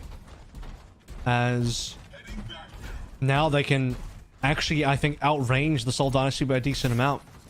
It's good right clicks by Zest. Mag holds up shield. MN3 is having a much better battle. For the Jungle Queen specifically, I think you have the Sim. You can TP in the backline, put the pressure on the Skewed, but the Prophet now trying to farm up Blade. Both teams have to slowly W forward, play the angles properly. Shatter still free in this situation. There's no barrier this time. Artillery all the way in the back. Final shot down onto the statue. Does get the tag there on the Hyunjin and forces them all the way back into neutral territory. So the push cannot continue. It's just a gain of 9 meters off the last push. That's really worth, though, just to push Soul Infernal out. Regain of territory, as you mentioned. Sure. Resetting the map, I think, is worth. Okay, Wall to try to lock them into this artillery fire. Down barrier going to be used by Vinheim. Shields up onto 3. Void now needs to be bailed out as well by the Immortality Field. The Blade going to be pulled, but already 2 members going to be taken away, and the sound barrier is there from Hyunjin to deny any value from Prophet. Gets a swipe across, gets rid of some shielding, but that's about it. It's a team kill for the Soul Infernal, who are carrying on their merry way. Yeah, this lead will continue. They're probably going to cap off the back of this one as well. Don't really see Soul Dynasty having the capability to touch. Well, actually, the payload's only pushing now, so maybe there will be a touch. Using the Rampage as well is going to be really important in this particular fight, unless it gets pinned or blocked by an Ice Wall or something. Dynasty are very slow, though. A bit trepidatious about this one. Somewhat understandably. Oh, okay. For sure. It does get him. He's stuck inside the room. Prophet will make quick work of him.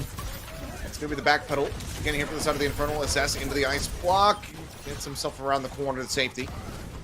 Bot being brought back forward here to the starting point. Dynasty, can they get distance off? This is the question. Rampage going to be used this time to be able to find some value. Not going to be interrupted. Hyunjin going to be blading out. And eventually does falls. Prophet confirms the kill. Dashes across to get the other player. Zim3 will get taken down. Another blade nearly built up. Getting this one quite rapidly. As Zest is able to find Throne on the back end. Now Mag re-arriving into the fight. Takes out Easy Han. And just like that, it starts looking good for the Dynasty. But then the Infernal just shut them down. Mag even throws a shatter in for good measure. Why the hell not? Confirms the kills. Only Skewed is dead. They're once again moving forward. I don't know why the shadow came through, or the ice block at the end there from Zest. Probably these fellas just celebrating. They're not going to get too much push forward, though.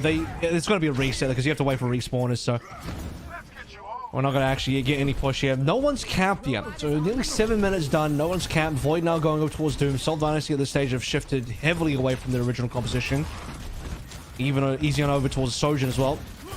So this is looking basically like a dive. I mean, at this point, Krillin could probably get off the back as well, look towards a carry or something. Maybe we'll see the swap, but for now he's got the window. for Easy Hunt to try to play off of Blade again, going to be pulled, skewed down low. Prophet dashing through, managing to find the kill. The headshot there on the MN3 takes him out of the fight as Easy Hunt's able to find a second one. Hyunjae will deal with Prophet at the very end, but it's going to be the only casualty here in the fight. Bot stolen away. And cheeky plays here from Zest. Doesn't matter if he's on the Tracer, doesn't matter if he's on the Mei. He continues to do this when he's on push maps. Just buy some more time. It's actually impressive he got that done on the Mei. But that's actually very significant as well, because that allows the Infernal to go for web respawns.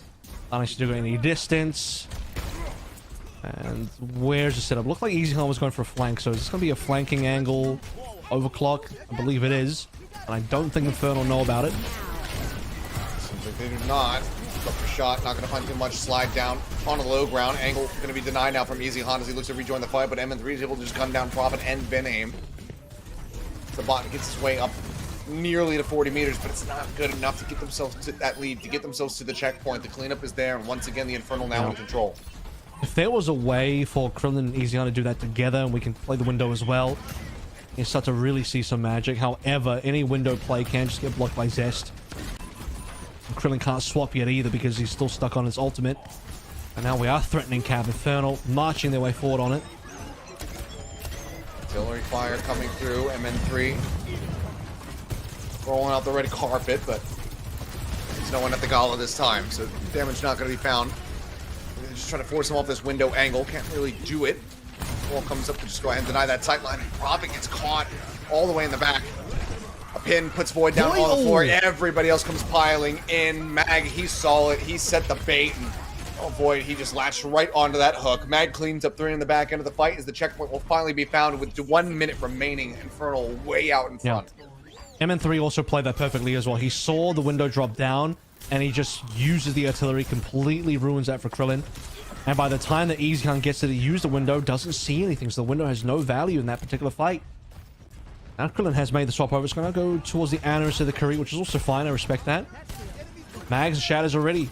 Shatter, if the Shatter goes well, this is looking triple digits for meterage. Alright, now trying to contest into this position is going to prove to be a little bit difficult, but the punch there from Void to open things up is good. Finds Hyunjae, but Prophet now going to be traded. That's the damage output really cut down, and Krillin dead as well, so it's all on Benhaim, and there's no way in hell that he's going to be committing that sound barrier to this fight. They have to give up additional distance down to the side of the Infernal, who still have everybody standing tall. And then 3 looking for Benhaim. He's trying to exit, but the headshot eventually comes across with a couple seconds remaining, and somebody needs a touch, and that was really going to be Benhaim's job. Prophet deflection, pop, Blade out. Didn't manage to get onto the bot, but yeah, the Blade is going to find no value whatsoever. The wall comes up, the Blizzard's invested as well. Jump up over the top, Void into the back lines, can't do anything, even with the Fist's raise, cannot survive through MN3. Ends up getting cut down to size. The cleanup will continue, and it looks like this one is in fact going to be going the distance. The Soul Ball is delivering once more, as we will go all the way to 5 to see who is going to be taking this match.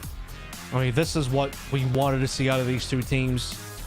The last match was very one-sided in terms of these two playing. Finish things out. Poco on stage, Circuit Royale, the Sigma comes in, cleans up the Dynasty. The very first time these two teams matched up, day 1 of the 2023 season, 5 maps. Now we get the 5 maps again. The good news for Infernal is we're not going to see another Oasis situation. This is going to be Escort. It is going to be Escort, and the pick here in the hands of the Dynasty. Their own destiny now. We'll see if they can get that win. Give an opportunity for the Fuel, for the side of O2 Blast, or if the Infernal are going to be able to punch their ticket right here and now today.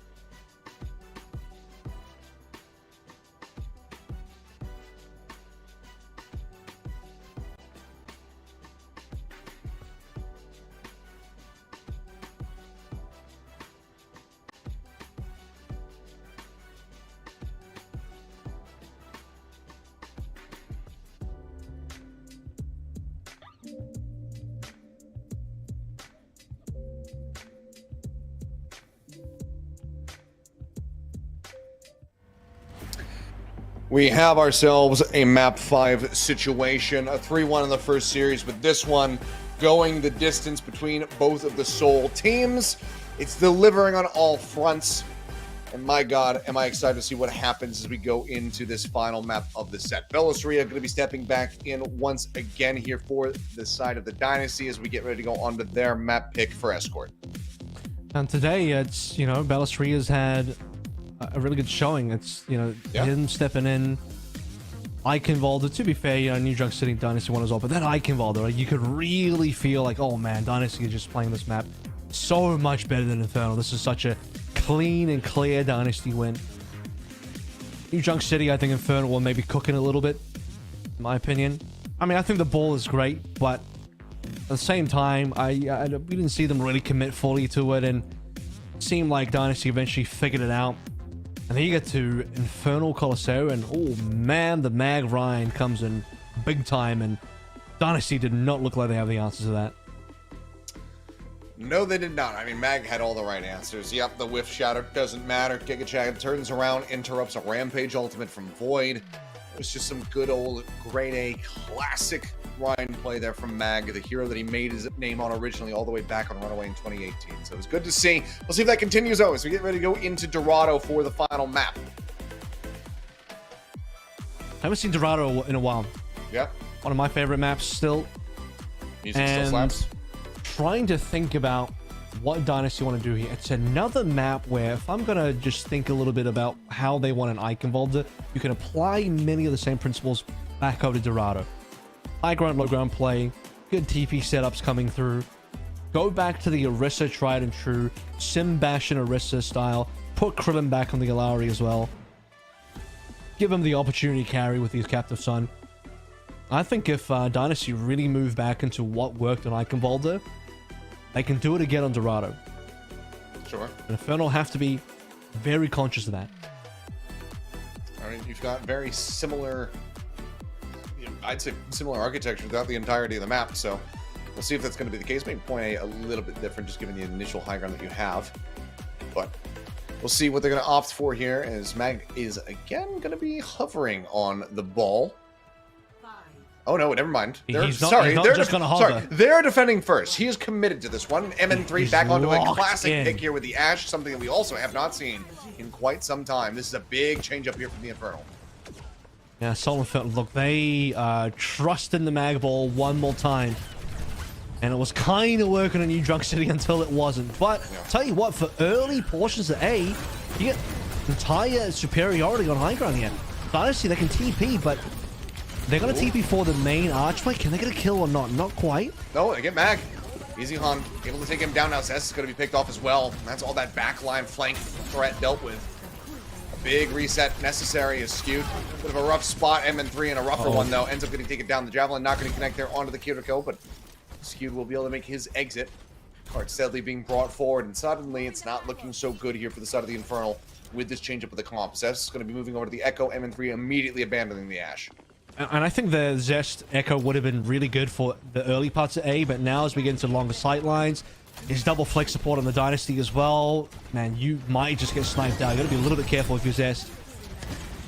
Gonna try to find the burst there onto Easy Han, but really you need to be able to get into that close distance with the beam to really finish him off. MN3 under fire, pinned into the corner. Velosaria setting up for it, and Easy Han with the nade takes out Mag. This A point is a complete and utter wash as it's 5 minutes plus here for the side of the Dynasty on the first push.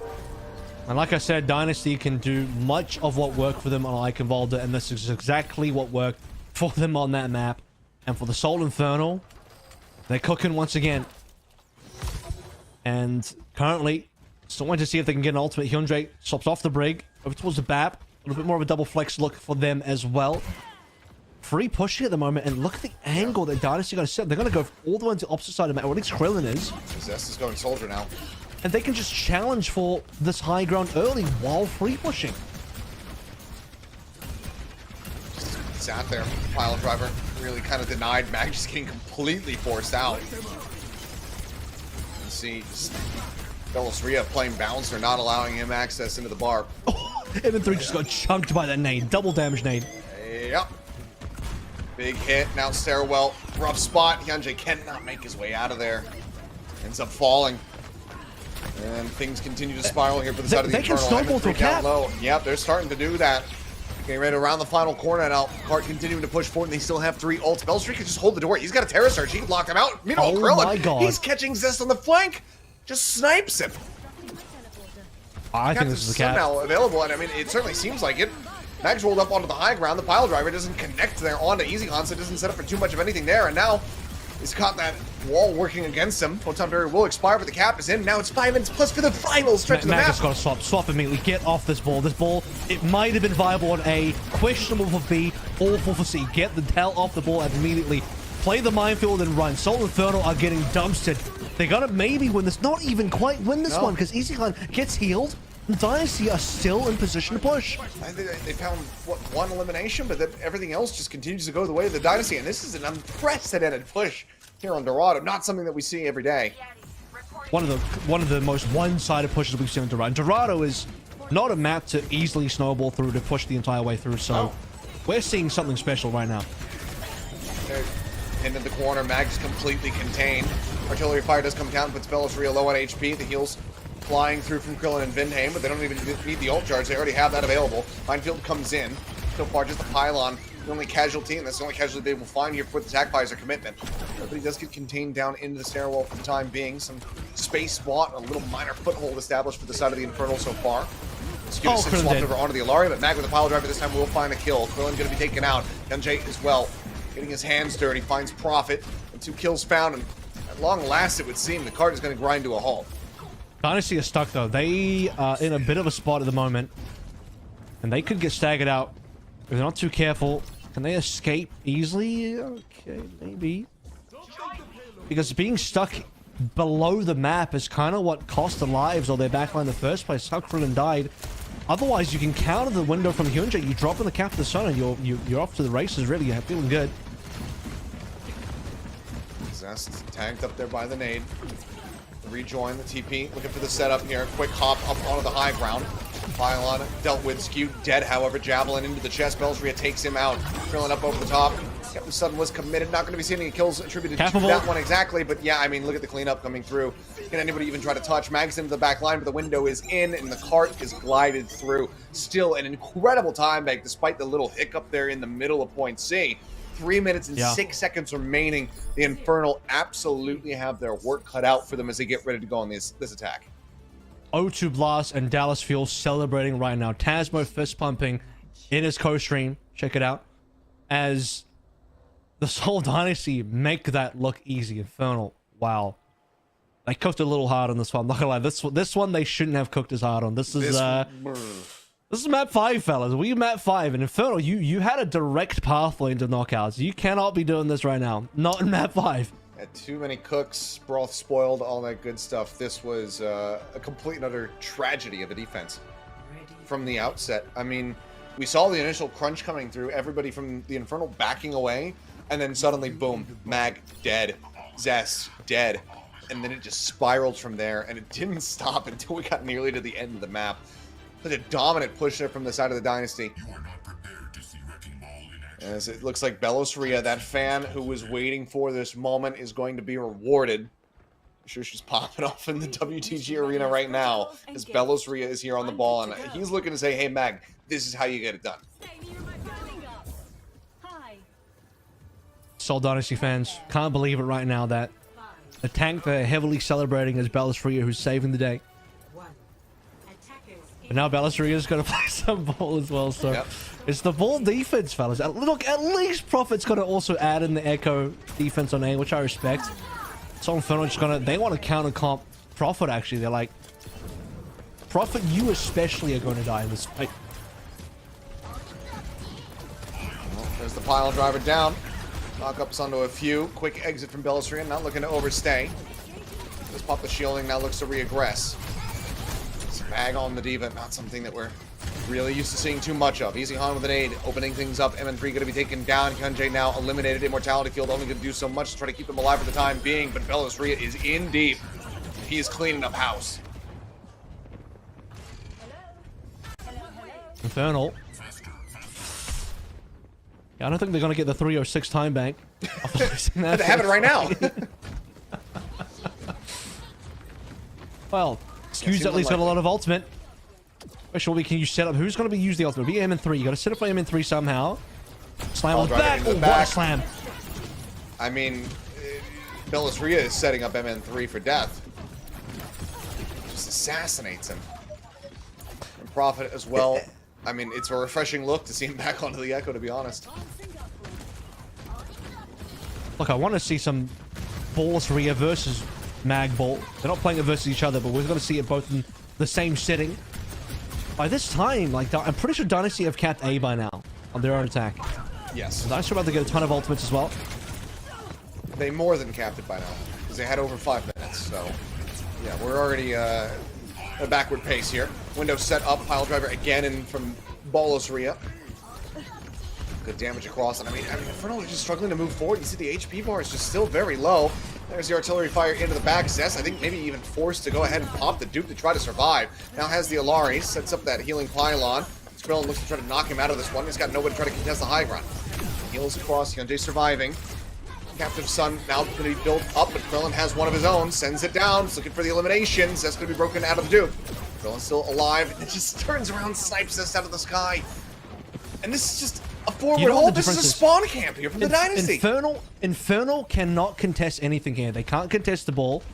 And what they lack is, or Zest is going to try with the start, but what they lack is the ability just to run down the Krillin Vindine backline. You want to know how Dynasty beat the ball defense?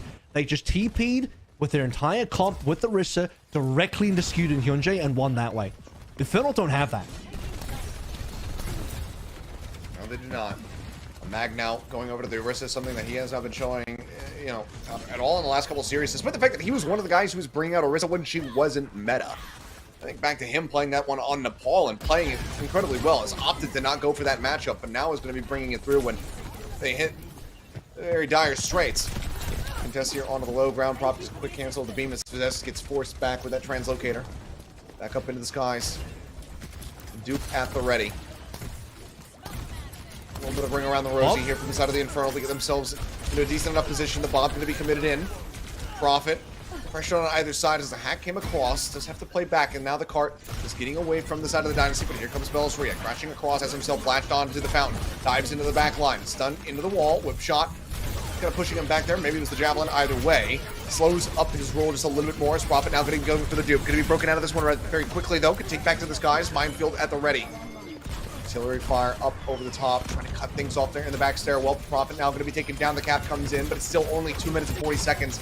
And this needs to be such a crazy snowball here from the side of the Infernal. This ball swap, this Belisria swap over to Orisa again. You can abandon the minefield. You don't need to get minefield pilled. Prophet Soldier. As Dynasty for B can kind of just go back to what was working before. They already have the double flex support set up on the correct heroes. Easy Khan was already playing the Bastion. Prophet could have gone Sim here. Oh, they're gonna go for full. This is all poke. Everybody's sniping.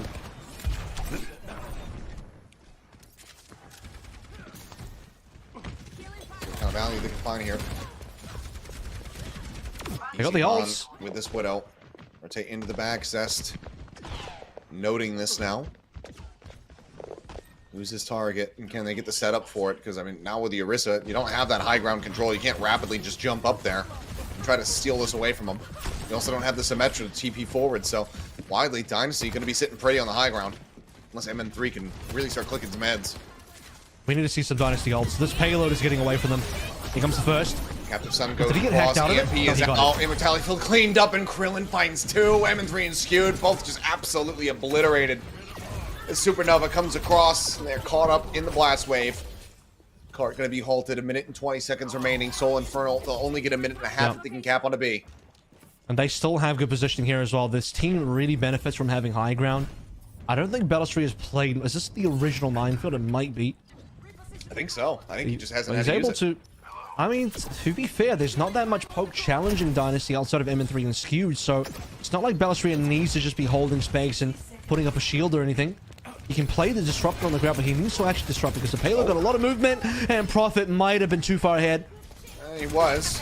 But now Mag also. Okay, the rest of the team does join in with him to try to go around this flank side. Belisria up over the top, ready for the pile driver. Minefield dropped in. Bob at the ready, but the headshots coming through from Easy Han make quick work of him alongside Viname. Bob dealt with. Cardigan pushing forward. 30 seconds remaining. Easy on though. Headshot. Hyunjae going to be taken down. Window now going to be committed to the fight from the side of Skewed. Can they find anything off the backside of this one? Because right now the card is not moving. 24 seconds now remaining. Terra Surge at the ready. Belsria rolling forward, looking for the contest. Does get tagged low. Turn around the side. The dink comes across. Easycon snipe. The dynamite comes in. M3 starting to come alive. Finds Vinheim. Looks for a little bit more. Prophet tagged up as he drops down out of the window. Zest is there for the alley-oop. Scoops the kill. Pile driver down onto the car. Terra Surge in. Belsria, no way to survive that one. Ends up falling. The cap will be there. But it's starting with 1 minute and 30 seconds here for the side of the Infernal. They still have to make it to the end of the map. Look at the swaps though. We're back to what was working before. Dynasty. Belsria. There it is. The Orisa. Okay. Getting worried for a second. You don't want to get stay on the ball for too long. Just back over towards the Dynasty. Orisa, full poke composition. You need the Bastion. Start shredding through the Infernal. Zest is going to wait for the EMP before anything else happens. Infernal do not have time, so they kind of have to make this comp work. And they're nearly onto offense as well, so they got to lock it in. They have the EMP, but M3 is going to be taken down. Krillin with the headshot, managing to find it. Now the window is opened up. Hyunjae taken down, Skewed, falling. Everybody just going to get ripped to shreds. 48 seconds, enough time for a quick little reset, but this is looking like an OT cap, if one at all, for the side of the Infernal. But even when Zest drops the EMP down on the high ground, how did the rest of Infernal take advantage of that? How do you actually get on top of the Soul Dynasty? I guess if Dynasty just play the low ground like this, but man, if Dynasty just hold the high ground, it's very difficult for Infernal to even follow up on the EMP, so these ultimates don't look highly valuable. Rally, it's just going to be okay. Like, it's not the most exciting ultimate for a final push. Yeah. Infernal, they got to get it done on this, and they're going to have to just do it with this comp, and it's not a good comp. Okay, EMP at the ready, goes across, managing to catch on the 4 players. Vinheim the only one not getting caught by it. Easy on the first to fall. Final out cleared out. M3 stunned. Belsria able to confirm the kill, but Mag answering back finds Vinheim on the opposite side, and Belsria is dead. The cleanup is coming through. Krillin going to be dead in the back lines. Good the payload. And it's going to be them moving forward, mushing them together, I should say, but now pushing forward. Looking for this cap. It would be a minute versus 4:06 in OT if they can make this happen. They've nearly gotten 4 ults. Mag needs to block this ult. Mag has to eat the Captive Sun. Otherwise, if you eat that ultimate, it could be over already. TP into the back lines. The hack out onto Krillin. Hyunjae, however, going to fall. The rally going to be cut short. Mag under fire. The healing throughput just not enough to try to keep him alive. And the Bob is not going to be able to do a damn thing. Captive Sun goes across. The cleanup comes through. Skewed. Zest last man standing, and not for long. The OT bleeds down. And the Dynasty will do it. They deny the auto qualification away from the Infernal, besting them 3-2. And they win this Soul Bowl number 3. I don't know if it's going to be the last one of the year or not, because you got a lot of teams now that have to try and make it through in the play-ins. The Soul Dynasty, Soul Infernal among them. So actually, you know what? We could see Soul Bowl number 4, because these two teams might just match up again. The Soul Dynasty had nothing to do today except play the upset, and they certainly did that. Soul Infernal, they look pretty upset to me, but they did some weird stuff today. They had to integrate a new play. Okay, that wasn't their fault. Sure. But we went to 5 maps where a couple of those maps in there, you got some question marks on the top of Infernal, like, what's going on? Dynasty capped out Dorado in record time. One of the fastest caps in Dorado you'll ever see. And Dynasty, generally speaking, when they get to play their Orisa Sim Bastion comp and TP around, they look unstoppable. And Infernal had nothing they could do against that. And this was some, ups and downs. A lot of people, I think, putting their name forward as far as player of the match is concerned on the side of the Dynasty. But Krillin at the end, showing the brightest for us with especially that Alari play, because damn, it just feels like he really has this new hero on lock. Whenever he is piloting it, he is coming up with enormous value. That was clear from Eichenwalder. That was clear right up until the end there on Dorado. Really well done from Krillin the whole series across. Yeah, you can really feel it, and a lot of this comes down to how the team plays with the Solari in this specific comp that I've outlined as well. This one we're seeing on screen from the Soul Dynasty. I think the BAP was fine today from Krillin, but really he's made his name on this here. More than a couple times clutching specifically on the Captive Sun. There was this moment. This completely ruined Infernal's capability to win this particular fight. And it really is basically just Krillin there. I think Prophet might have helped a little bit with the immortality field. There's another moment here as well. Got another Captain Sun right from behind. Hits 3. every time he has that ult online, he is a force to be reckoned with. Knows how to line him up, knows how to just take his timings. But even aside from the Illari, his map play from the outset when he was playing that was very clean because he had some great moments. Even with the loss on Lijiang Tower, it was still very present, very much fighting out of control as well as keeping his team alive. Immortality-filled timings, excellent window timings, great to set up the squad. So I think this is a very well-deserved one here from Krillin. We always love to see when support players are able to, pick up these nice little wins. And, well, Illari, she's borderline when it comes down to support play, but Krillin, he gets the best of both worlds with it. It's a sort of moment as well where Krillin spent a lot of this year on main support when Lucio Min was still on the team. And having Vindine back in, allowing Krillin to move back into his normal hero pool, he's really made a name for himself again on the flex support for what could be Dynasty's comeback moment in this particular season. It's late in the season, but seems to be really leveling up now. If you can take down the Solar Inferno, you're starting to look like you're in good stead to make a decent run of it. So, yeah, I mean, Dynasty coming through strong. We felt strongly about Krillin even the last time we watched this team play, so long time coming. Little sign there to show support for Krillin. It looks like this time we do have the interview ready, thankfully, so we'll go ahead and throw over to Unknown for the translations. 안녕하세요, 크릴린 선수. 반갑습니다. Hello, Krillin. How are you? 안녕하세요. 네, Hello. 오늘 세 번째 서울 더비에서 승리도 하시게 되셨고요. 오늘 축하드릴 게 정말 많은 게요. 오늘 맵 100승도 달성하시고 POTM까지 차지하셨습니다. 소감 어떠신가요? So, victory on your third Seoul Derby of the year, and also your 100th map win and player of the match as the cherry on top. Any comments? 데뷔한 이후로 좀 늦게 달성한 것 같아서 아쉽고 그래도 이제 100승 달고 서울 더비도 이겨서 되게 기분 좋아요. I think it was a long time coming because it's been a while since I had my debut, but still, it's a good milestone to celebrate, and I also feel good that I won at the Seoul Derby today.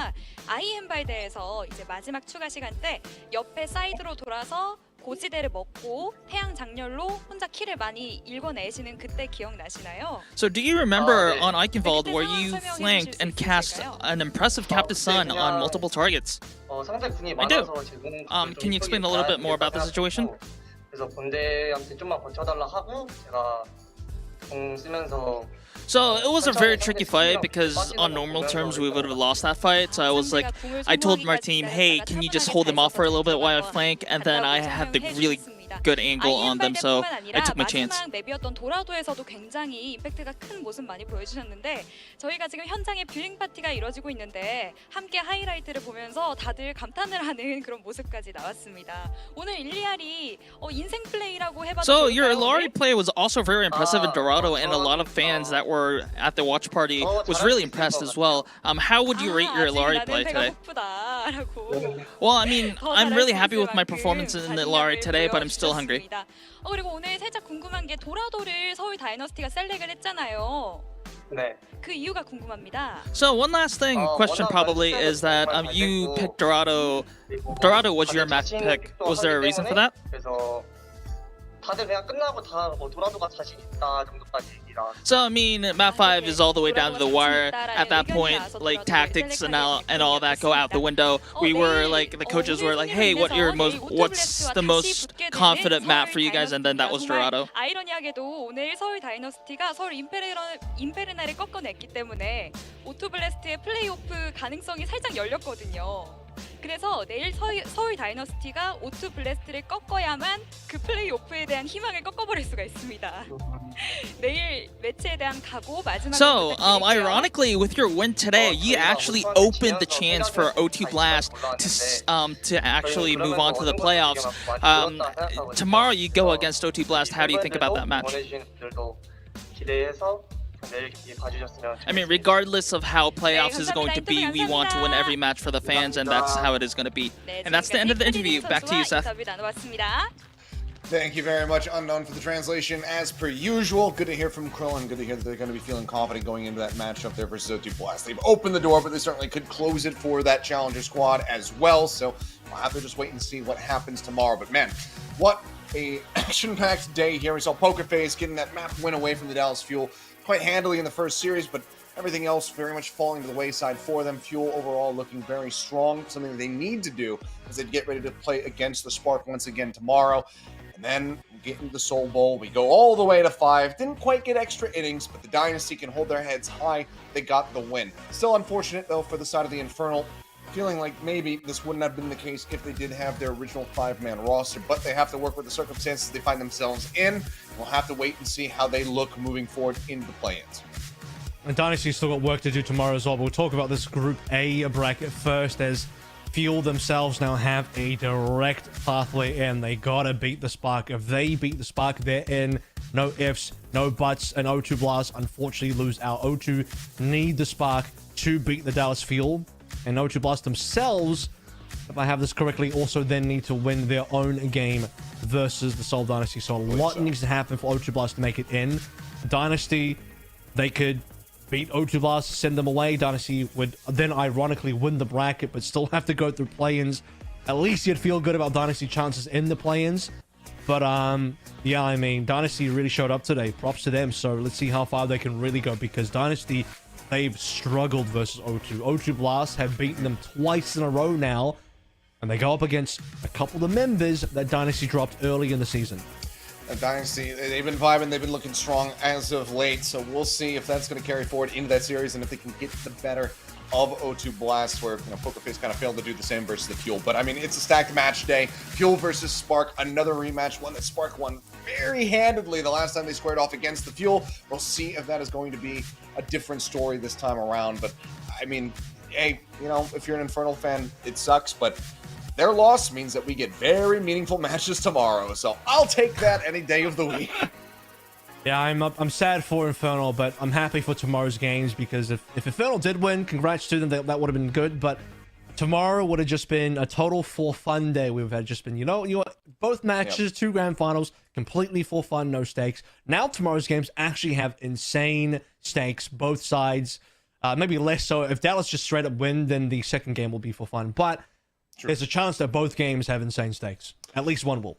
Yeah, I mean, we'll have to just wait and see what does unfurl tomorrow. But I mean, rest assured, both of these teams now are going to be diving into deep prep for those matches. Fuel trying to get ready for the Spark. Spark, I'm sure, probably anticipating that was going to be their opponent again. We'll see how confident they feel and whether or not they're going to opt into playing that dive with the Doomfist once more. I'm curious if they look at that as like a one-time up-the-sleeve play, or if it's something that they can really regularly rely on, because it did look very damn clean there from Gushway. So time will tell if that is going to be the case. We'll see if Dallas have really figured out and downloaded how that Doomfist plays and how they have to counteract it. And then, can the Dynasty continue on their merry way and shut down O2 Blast and get that revenge? So there's a lot on the line coming up for this last day tomorrow. We're just over 24 hours away from that action, and I, for one, I cannot wait to get to it. So we'll have to just see what does occur. But exciting stuff here in APAC as per usual. Especially for tomorrow, man. The stakes tomorrow are actually super high, and I'm loving that. But it would be a total bloodbath in the play-ins if O2 actually make it through the playoffs. And then you have, Dallas, both the Seoul teams in the play-ins. Yep. And only one of those teams can make it. Oh my God, it'll be a complete heartbreaker for many teams, I'd imagine.